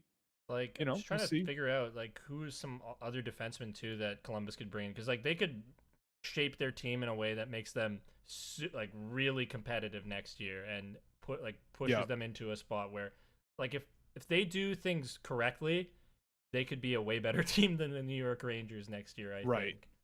Yeah, I think that's entirely possible. I think I'm too high on Cole Reshny. Please tell me why he actually sucks. well, Ensign O'Brien, I hate to break it. I hate to break it to you, but I love Cole Reshny. I wish nothing but the best for Cole Reshny. But I will say that he's a guy who I think will get drafted way later than people think. And he will score a ton in the WHL for the next couple of years. People are going to think they got a giant steal, and he'll be a giant question mark because he is small. I think he plays a bigger player's game than he is. And he doesn't really have that high end quickness and pace of play that, a center in the NHL kind of requires, especially a smaller one. Like, he is an extremely talented player who is arguably amongst, I would say, maybe the smartest in the draft, probably among the more like fearless players in the draft. Like, he'll take on anybody in terms of protecting the puck or digging for it along the boards. Like, you can't fault him for that. But in terms of like the speed and the intensity of the NHL, I think that is a hurdle for him. But hey, I say that in the context of like, I hope I'm wrong, because guys like him who play like him and, all that stuff, I love watching it. He makes great plays, uses his line mates really well, plays hard, just you love him if you have him. But as an NHL player, I feel like there's a bit of doubt there. Like, he's on my short list if he's like a third round pick, right? Like, I have been told that like a first round pick is probably out of the question, but the second round maybe. But teams are looking at those ranges of picks going, we don't want a guy where we are thinking there's a pretty decent chance he won't be something for us, right? Cole Reshny's not going to be your fourth line winger if all else fails, right? But like a Brady Martin definitely could be a bottom six forward in the NHL if things just go okay for him, just how he plays. So yeah, I was just going to say, I love him too, but I am cautiously optimistic about his future. I would bet on him, but I would not be surprised to see him go a little later in the draft than I think people think. What I was going to say is I realized we missed one part of the last question. Should they consider moving on from one or both picks? If they get a really good offer, I would do it. But at the same time, I think ultimately just add to your cupboard, and then you can punt that problem down the road later and look to weaponize your cap space and get guys in free agency. I don't think there's a particular amount of like super high end talent, because Mitch Marner is going to be off the board, ladies and gentlemen. He's going to re-sign with the Toronto Maple Leafs. You heard it here first, okay? So when Elliot Friedman comes out and says he's re-signed for like a little bit north of the Nylander money, I'm a good source, okay? Just from common sense. But I think ultimately with this Columbus Blue Jackets team, just make way where you can in terms of like, I would just draft guys that are the best available type of thing. So if you get a guy like a Lyndon Lakovic there, that'd be great, and add somebody else a little bit later because they have 2 first-round picks, and then you can punt that problem till later because they're going to have a lot of flexibility in terms of what they can do with the money and the draft capital. You want to get crazy? Here's an idea. Here's a crazy idea if I'm Columbus. Go after David Pastrnak. Okay. Go after David Pastrnak. That's nuts. That is not going to happen. He's in the second year of an 8-year extension for $11.25 million. The Columbus Blue Jackets have drafted a cajillion times in the last few years. Yes, he has a no movement clause, but the Boston Bruins are probably not going to be that great. And but you don't move on from a guy like Pastrnak because that's a guy that you have that can help. Like, I don't think they're going to be bad for that long if they continue to keep Pastrnak and Charlie McAvoy. Like, those are still 2 excellent players. And what they decide to do, maybe, like, but you can always retool it with what they've got to an extent. Right, but like that relies on like they don't have anything. No, so like you're relying on free agents. They have 2 superstars. Yes. And a really good goalie. Like, they have 3 great pieces already in place, and then it's about building out a roster that complements those pieces. They need a center. They desperately need a guy who can play center, and I would not be surprised. Like, how surprised would you be, and this is bearing in mind I haven't looked at their cap situation yet, if Sam Bennett's a Boston Bruin? Wouldn't surprise me at all. Yeah, like, yeah. Let me see cap projections. So they have $28 million to spend this offseason. I would not be shocked at all if it's like, Sam Bennett, you're coming here. And not that they're going to be amazing immediately, but if they want to try and turn this around, because then the year after that, they have $40 million in projected cap space. Now, 28 million of that they'll probably spend in the year prior. So let's say 12 million.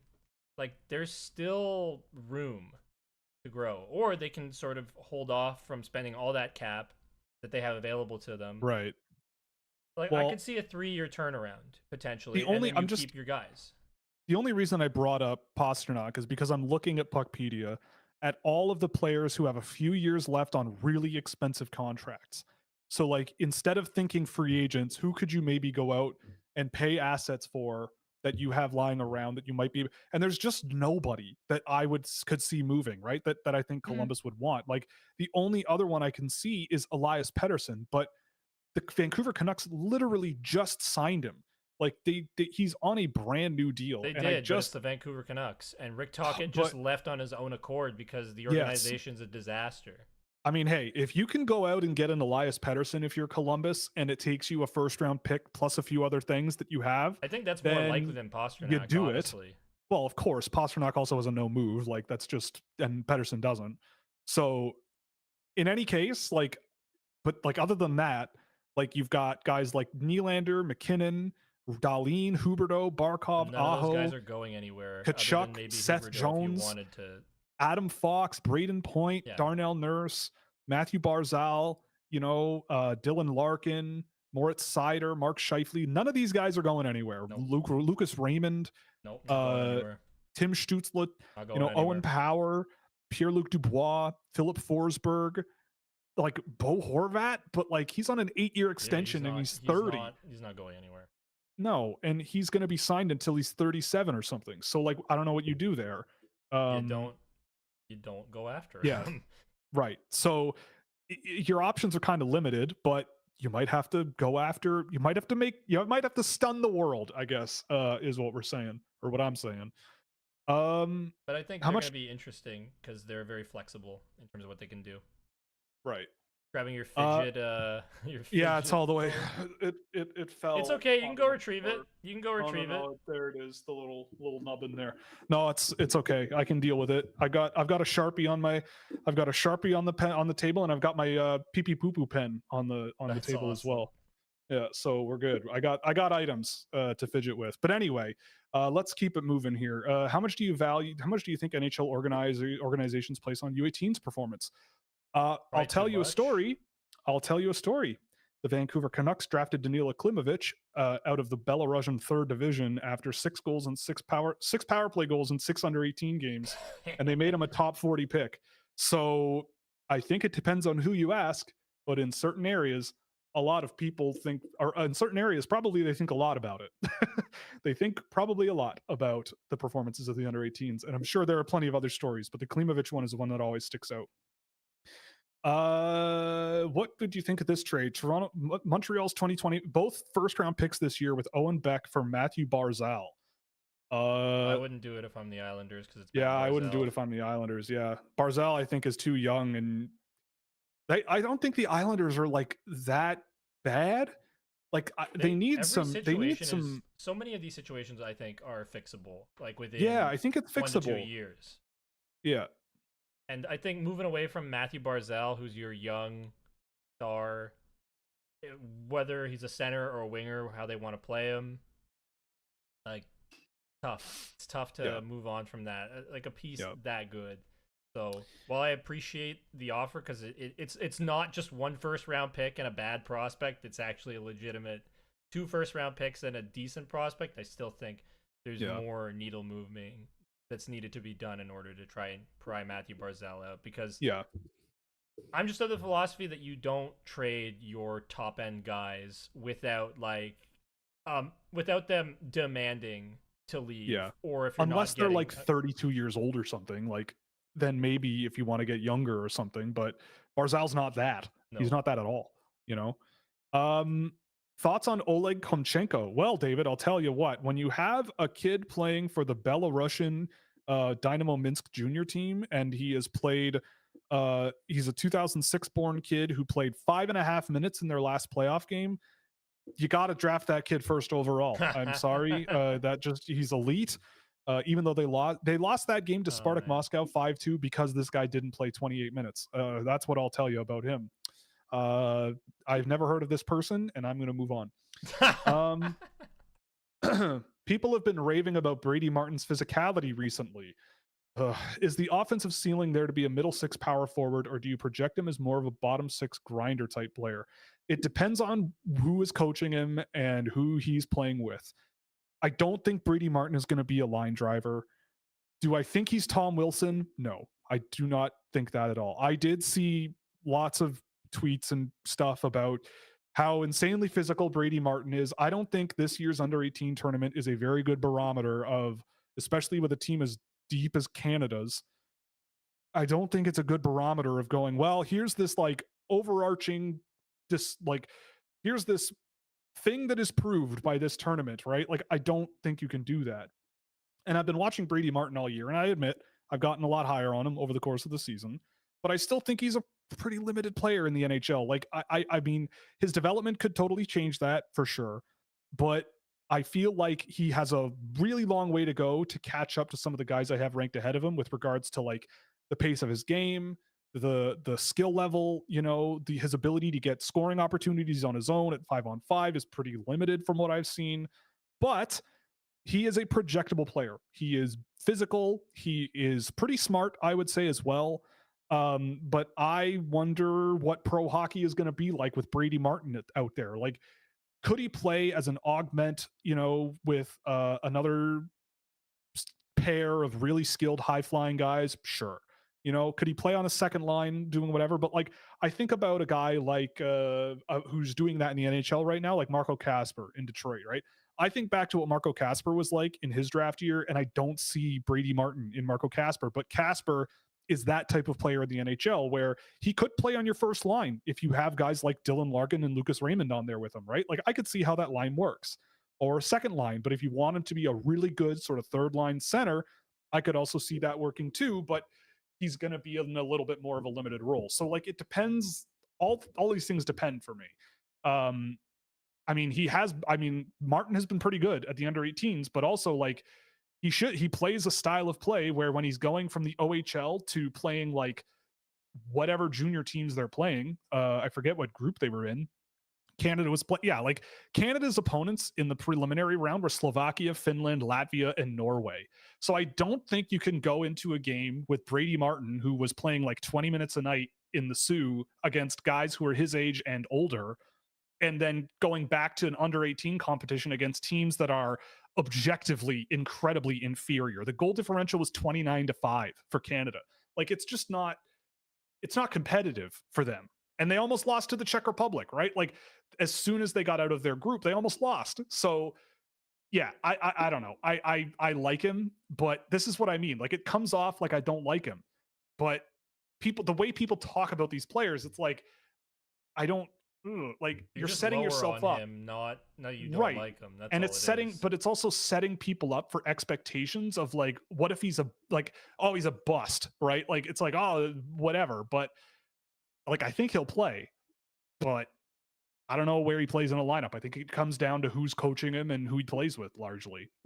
Who do you favor in the quarterfinals? I don't know what that's in reference to. Because the U18.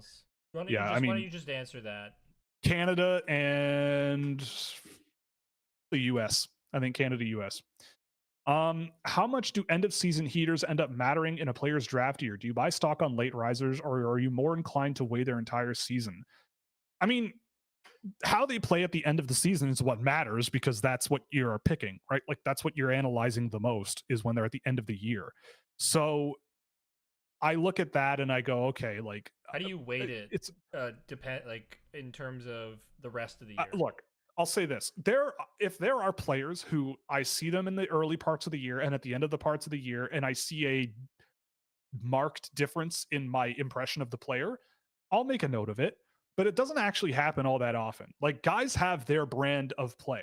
Like, guys have their style. And just by the nature of the game, sometimes some games things go their way. Some games, sometimes things don't go their way. Like, one weak link in a rush could cost you a point. One weak link on your line might buckle the whole system, right? Like, and that there's a lot of things that in hockey, there's like a lot of noise that can happen.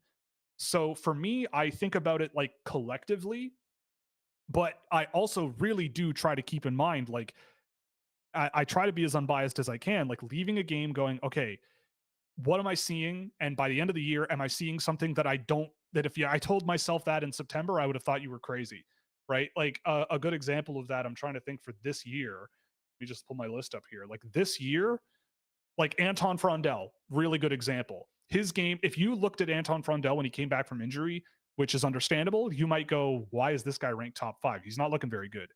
I would say that in the Hockey Allsvenskan playoffs and at the under 18 so far, I still think he's not like a top 5 guy, but you still see a lot of what he brings to the table. He started this year on my list at 14, and now he's at 8. I think he's definitely improved a lot over the course of the year. Bill Zonin is another example. I think Bill Zonin has just gotten better and better over the course of the year. In terms of like being physically intense and more comfortable defensively as a center. Like those types of players I think have been that way. But like a Carter Bear, Jackson Smith, Victor Eklund, James Haggins is a really good example of a guy who I think you have to latch on to his last little bit because he's just so much more physical than he used to be. So it's kind of like a mix of both, I guess is what I'm saying. It's not like one or the other. But I also don't just look at guys who are good in the playoffs and go, well, obviously this must be the case, because lots of other, like I look at a Caleb Denoyer and I'm like, well, yeah, he's playing, other teams in the Quebec League and they're a really, really good team. And I just finished my data set on him, so I have lots more to say on him pretty soon. Could Yazarbek Rustamkhonov be the best Uzbek player of all time someday? Could be. No, he is. Big fan of the pod and business. As a biased Hurricanes fan, I have a question regarding Nikishin from I know you and AJ have justifiable reasons for not loving the player nearly as much as the consensus, but I understand that a guy as smart as Telsky wouldn't hesitate to use him as a trade chip unless they also saw monumental potential in him. Teams have been asking about his availability, including asking for him in a Elias Pettersson deal. Don't you think the front office of the Hurricanes would take that deal unless they saw top potential for Nikishin? I mean, sure. Like, I would agree. Like, if they also got Mikko Rantanen originally, and that kind of changed their strategy. That didn't really work. Yeah. So because Mikko Rantanen at the time, better player. And I would say, as well with Nikishin, like Elias Pettersson, he is not the highest certainty that he's going to be. Like, he's a very good player, but his time in Vancouver for the last little while has been rough. It has been, but he doesn't have to be the guy in Carolina. That's also the difference. But I'm saying if Carolina does see a top 4 defenseman in Nikishin, for example, and that's what they think they have, that's their prerogative. They're free to believe that. And I think he could be a second pair guy. Sure. But if you think you're very sure of that and you don't have to move assets to get a player like that, and on the other hand, you have Elias Pettersson where there is uncertainty and there is, like, you just went out and got Rantanen. That didn't work out. And you traded him real fast. Like there might be that, like, well, we don't want to trade a guy who's just going to plug right into our roster right away for someone who we really got to do our homework on and seems to be, I don't know what's happening in Vancouver. Like, I have no idea. So it's a matter of like risk management, I think, if I'm Eric Telsky, and thinking like he does, I would think that he's thinking about this probability wise of like, we might get a really great player if it means we trade Alexander Nikishin for Elias Pettersson, but all of our scouts love Nikishin. They think he's a top 4 guy. Guys like Brent Burns are getting older. There are areas on their back end where I could see them making improvements. Up front is probably not where I would look at Carolina being a team that's soft, right? I'd still do it. Like, I probably would too. I'd look into it, but how can you say no to Elias Pettersson? Yeah, he's had a rough go in Vancouver, but the organization, let's just be honest, it's shambolic, okay?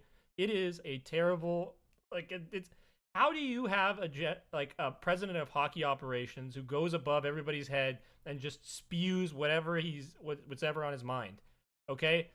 He's not in he shouldn't be in a position that I'm in to just say whatever, all right? Because sometimes I do that. It can get me in trouble, but it hasn't really so far. But him, anything he says, like, yeah, it's no secret Quinn Hughes wants to go play with his brother. Why would you say that? But Elias Pettersson is making $11.5 million for, I believe, 6 more years. Yeah. That is a enormous commitment to make. It is. To a player who you are hoping is just hoping he can get out of the situation he's in and will go back to what he used to be that earned that contract in the first place as soon as he steps onto your ice. Because Nikishin is not an $11.5 million player. And $11.5 million with Eric Tulski's brain could probably go a really long way. Well, they were probably prepared to pay Mikko Rantanen, maybe even a little more. So it's not like they haven't budgeted that kind of stuff already, and it's another center for them. Like, I get it. There is risk. There is definitely risk that you bring in Elias Pettersson, it doesn't work out. But I feel like if Vancouver allows you to talk to him, you get an understanding of what's going on with him and why he's feeling a certain way, and you kind of bring him in, he could pop off, man. He had such an insane rookie year. He was so good. Yeah. And he has there is clearly a ton of talent there in Elias Pettersson. It's just about, I think, for him, getting a fresh start somewhere else, having somebody to say, look, man, I know you've had it rough recently, but I believe in you. I effing believe in you, dude. Because you're insanely talented when you're on your game. And we're going to put you in every situation possible we can to get you back to that level. And to have somebody tell Elias Pettersson, we believe in you, we trust in you, and we're going to help you get back there, I feel like that could go a long way for him and might end up being an excellent move for the Carolina Hurricanes if they wanted to consider that. Hey, I agree. There is risk. If I'm Carolina and Alexander Nikishin is holding up what could be Elias Pettersson on your team, I would probably be looking into making that deal and figuring it out someplace else, because I don't mind Nikishin, but I don't think he's this like top pair elite guy. I think, I love Elias Pettersson, but I think Pettersson, I guess I'm just saying, like, it's easier to say when you're not writing the checks and not running the actual team. And like, I don't, again, like, if you're Eric Tulski, you don't know for sure what was going on in that dressing room between JT Miller and Elias Pettersson, and you don't know what the hell is going on anyway there with Pettersson anyway. And the last thing you want is a team that goes multiple rounds a year into the playoffs, bringing someone enormously valuable to the team who then, whether it's his fault or not, I don't know. But you got to do your homework, because it clearly was such an untenable situation that Vancouver might completely fall apart. So it's like, how did that happen? Is it all just Jim Rutherford just opening his mouth and saying whatever's coming to mind? Like, I don't know, but definitely not all of that. But no, but what I'm saying is, like, if you're Carolina, it's a big chance you're taking. So if you think that you have a guy who can play an important role on your team, he's going to cost under $1 million a year without bonuses for a while, then you can probably figure something else out. Maybe it's not like the scoring and offense is their problem anyway, right? Like that's not really the problem.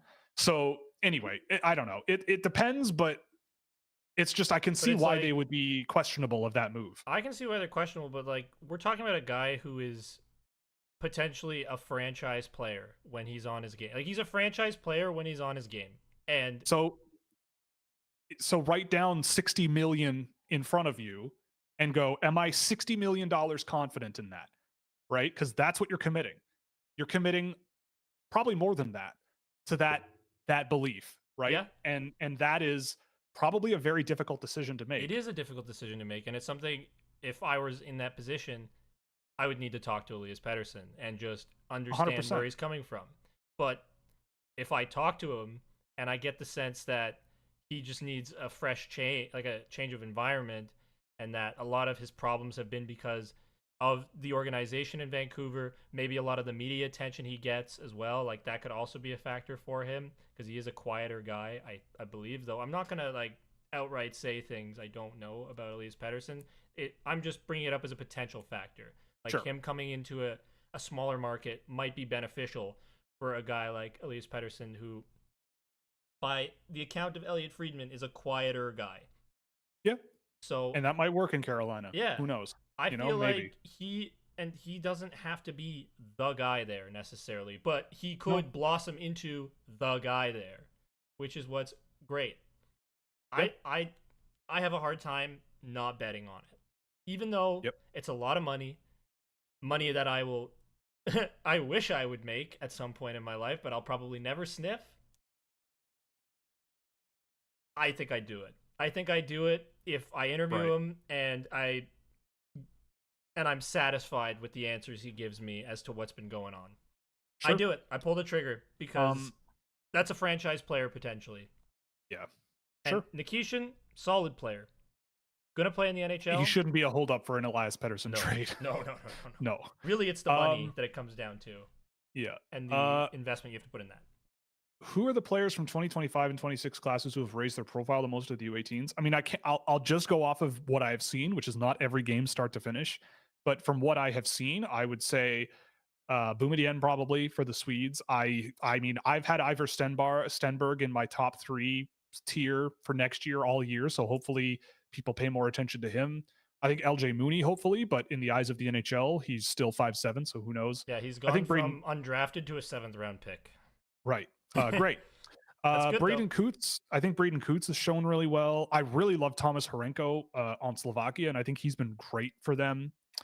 Who else? Will Moore, I think, has been good for the Americans. Cullen Potter, I hope, has moved up people's boards a little bit, but at this point, I don't really give a crap anymore. Max Westergaard, I think, has been really good. Who else? Vita Hejki on the Czech team, I think, has been pretty decent. I mean, Dustin Wilhoft will not get drafted, but he's been a ton of fun. He looks like a little boy out there, which is kind of hilarious. Asher Barnett has sneakily been pretty good, but that doesn't really surprise me. Xavier Villeneuve is excellent, and I have tons of fun watching him. I could watch him play hockey literally all day. Those guys for sure. Michael Pradell as well, I think, has been so good in net that might move things in the right direction. Ivan Kovic has also been really good, but he hasn't been tested nearly as much, I don't think. All right, let's keep moving here. Has your second tier for this draft changed since your last list? Is there anyone who's made into that top group with Hagens, Martone, and Eklund? No. No, they have not. What's up with Boumedienne at the U18s? Haven't been able to watch, but I was never all that impressed with him in college. Well, I mean, think about it, right? He's going from playing college hockey at one of the best teams in the country, playing pretty big minutes for them too. It's a big challenge for a 17-year-old, pretty hard, to playing kids again. He goes, like, some of the guys he's playing against in the NCAA are 24, 25 even, and he's going back and playing against like 17, 16-year-olds. Like, he is primed to do well. So, I mean, I think he's an excellent skater who I think has a very daring offensive mind that burned him a lot in college hockey this year and so on. But the way he plays naturally, I think regressing back to under 18 hockey, yeah, he shines. And I think that's an important thing to consider. Like, the NCAA is hard. It's why I've been so high on Cullen Potter all year, right? Playing center in the NCAA for Arizona State is not an easy job. And he's done quite well doing it and drove a lot of offense for them. And that's valuable. But I do also think, like you said, is it benefiting from a stacked team? Partially, yes. But he has been a really good player on the back end for them and quarterbacked their game, their play really well. I have a feeling the U.S. peaked before it matters. I mean, we'll see. I don't know about anyone peaking at any given point in a tournament, but we'll see. I was thinking about guys who the Canes may be willing to trade Nikishin for, and one name stands out to me is Quinn Hughes. Man, I hope Alexander Nikishin is a Norris Trophy winning defenseman. I mean, at this point, because I don't see that in Nikishin. I've watched him over and over and over again, and I like Craig Button having him as like the number 1 prospect outside of the NHL or something. Like outside of Demidov, I think was what it was. I just don't. Maybe one other player. Like, and again, it's the same thing. It's like, I don't think he's bad, but he's just not that good. He's not nearly that good, man. If you don't put him on a power play, like if you don't put him on an NHL power play, I don't think he's going to be that much of an impactful offensive player. Like, I don't. I think he's fine. Up and down. The KHL. The other thing to remember, the KHL has gotten worse since the thing we don't talk about. Like, since that has happened, the amount of players that are willing to play in Russia from outside of Russia that made the league better plummeted like over 50%. Like, the level of competition is just not the same anymore. And I get it. Like, he's a good player. They've got a good one. I like Nikishin, but if you can trade Nikishin for Quinn Hughes, whatever else it takes, you make that trade to me. Like, I don't know. I don't think that's a gamble at all. Like, you mentioned Rantanen. I don't think that's a gamble at all. Gamble if he's willing to stay there. No. Obviously. Yeah, I don't think that's a gamble at all. Matthias Van Hanen erasure. I mean, he's easy to erase along the boards, Brian. So there's that.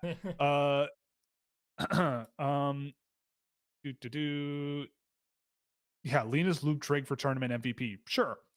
You would hope Martone is a lot better than Nice. I mean, he is. Like, I don't think we said he wasn't. Any other thoughts or viewings on Mads Kongsback Kluivol? He's fine. I don't think he's a high-end project or prospect for the NHL, but I mean, he'll if he's a late round draft pick or mid-round draft pick, I would not be surprised. And I think I don't know, he's just one of those guys who plays Swedish junior hockey who's like skilled than most of them, more skilled than most of them, a little quicker than most of them, and a decent finisher. I just don't know if there's I don't know if he scratches that itch enough for me to have him on my list at this point. Spezza for Martone. I mean, I could see that too. Jason Spezza potentially as well could be a good one. Yeah, I mean, there's a lot of decent GMs in the NHL, right? Yeah, you mentioned McCrimmon, McClellan in Washington has done a good job. Doug Armstrong's been in St. Louis forever. That we have to sit down and think about for a couple of hours before I would be confident. I think you could make the argument for any combination of 12 different guys, depending on what you want or what you think is valuable. On a scale of 1 to 10, how excited are you for Mykola Kosarev next year? I'd say an 8. I'd say an 8. Is? Yes, I do. Oh, that's a real person that David's talking about. Okay. That is the next big thing coming out of Ukraine. Also, by the way, shout out to the Ukrainian men's team. If they win tomorrow over Japan and the British team loses in regulation to who are they playing? I don't remember. But if they lose in regulation tomorrow and the Ukrainian team wins, they are double promoted from 1B last year into the World Championships next year. That's a thing? And you can double promote? Well, they got promoted last year from 1B into 1A. Okay. And this year, they are a win away and a Great Britain loss away from, I think it's Britain against Poland. They are 1 away from getting into the World Championships after being in 1B last year. So I'm pulling for them because that would be an incredible story. But Kosarev is a 17-year-old Ukrainian playing in Norway. He played at the top division in Norway this year for long stretches, and he's pretty good. I watched big chunks of a game this year where Ukraine beat, I think, Slovakia or something 6-2. And I was like, what is this? How did this happen? Kosarev's a big part of that. Kosarev I think he's a pretty darn good player. Playing in Norway pro level this year, I thought he looked pretty darn good playing there. I have him penciled in on my list for next year, so I'll be taking a look at him as quick as I can because he has been pretty good every time I've seen him. Can I get a comparison between Braden Coots and Colin Potter? I mean, Potter is definitely faster and definitely a better speed and skill combination. But Coots isn't far behind there. I think Coots is a little bit more of an intelligent sort of defender. I think I see Coots as a lot more I see them as more it's do you want Kyle Connor or well, maybe not Kyle Connor, but he could be that good, but Braden Coots reminds me a little bit more of guys like Kuznetsov or just really energetic 200-foot smart central guy who can chip in offensively, give you really good work defensively. But Potter, in my data at least, is way more involved going both directions, way more involved in his team's offense. A better shooter, I think, just a lot more dynamic than Coots is, but Coots is definitely a very good puck carrier, almost to a fault, I would say. He carries the puck into some weird situations a lot of the time. And I think he's a better defender than Potter is, but Potter's playing center in the NCAA for the first time, and that's a much more difficult level than the WHL. So I don't know. I think Potter is a better case, but I really like Coots, and I feel like Coots will go later than he should. I think Washington and St. Louis's front offices. Okay, yeah. Is the under 18 changing your opinion on some players? A little bit. There are some guys where I kind of was just hoping they would show well. Guys like William Moore and LJ Mooney has been great, and that's been really nice to see. Braden Coots has been given a little bit more fun toys to play with. I think Seattle struggled offensively this year, and he didn't really have much to play with, and now he's, I think, benefiting from that. Westergaard has been really good to see as well. He's come a long way since the Holinka tournament as well. I don't take too much from it, but it does make me rethink, like, okay, I have this guy lower than this guy, and I saw these two guys play against each other, and this is kind of how I felt about this, and this guy actually performed really well, so maybe blah blah blah. All those things all kind of mesh together. I mean, I don't know. I don't want to come off like I have perfect faith in my final list on draft day, right? Like, it's mushy.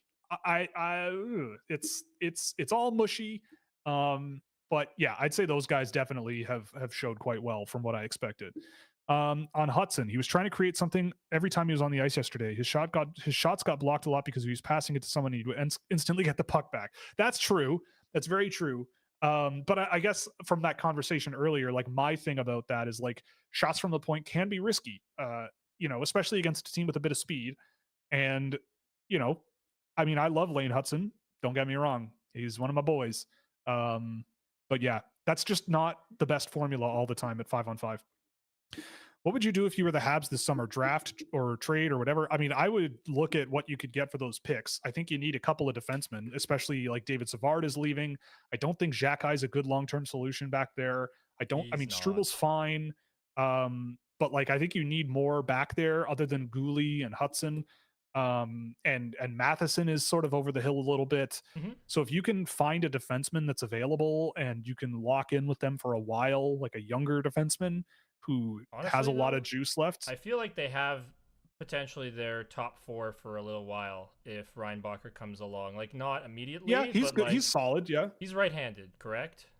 Yes. Yeah. So then they have Gooley and let's say, well, yeah, they have a top 4 with 2 lefties and 2 righties then, being Gooley, Hudson on the left, and then Reinbacher, Carrier on the right. And then it's about filling out the bottom. I think you need more. Like, I think you need one more. Yeah, you right? Like, Carrier is good. For now, yeah. I like Carrier, but I think he's like, I don't know. I think you could do better than that, right? Okay. And that's fine. I don't know. That's probably what I would do. Like, what are you drafting for? If you're Montreal, right? Like, the whole thing for me is, like, you've drafted like 10 times a year for 4 years. You would hope that you have a really good team somewhere mixed in there. What are you drafting for? Just more guys that you have, more bullets in the chamber, essentially, that you can use to fire off on a bigger deal potentially down the line that comes up. That's kind of the way I look at it too. Like, take the best player and just hedge your bets, and then maybe you move on from those guys because you just don't have a spot for them in the roster later. But like, you don't have to trade the pick on draft day. You can make the pick. I mean, and hopefully your asset appreciates. You don't have to, but I would definitely be more interested in listening. I'd be way more interested in considering, yeah, because I mean, you'd get more stuff to play with for sure, but you're also like, you could get stuff to play with now. Yeah, like, you're a playoff team. Why would you say, well, maybe we could add something in 3 years if we draft really good players now? It's like, I just don't think there's a definitive answer. I think there's multiple different strategies you can take, and I think the best way to approach this is to be a little bit more flexible in terms of how, like, not being dead set on doing one thing or another, and just, here's what our, like, having an internal price for what they're willing to do in terms of giving up those picks, and then if that price is not matched, or they don't feel comfortable matching a price that's out there, they just make the picks and stock them in the cupboard. Yep. Yeah, maybe. I would definitely be listening. I wouldn't move the picks just because I could. But I mean, they've got all the pieces there to make some kind of a big move to add a big piece to the team. But you can never have too much talent, in my opinion, because you can always pack a punch it and upgrade it eventually. Yeah, I mean, you're not wrong. But like, I mean, also NHL teams love those mystery boxes. 2 first-round picks, I don't know. It all depends on what people are telling me on the phone, right? Exactly. It all depends on that.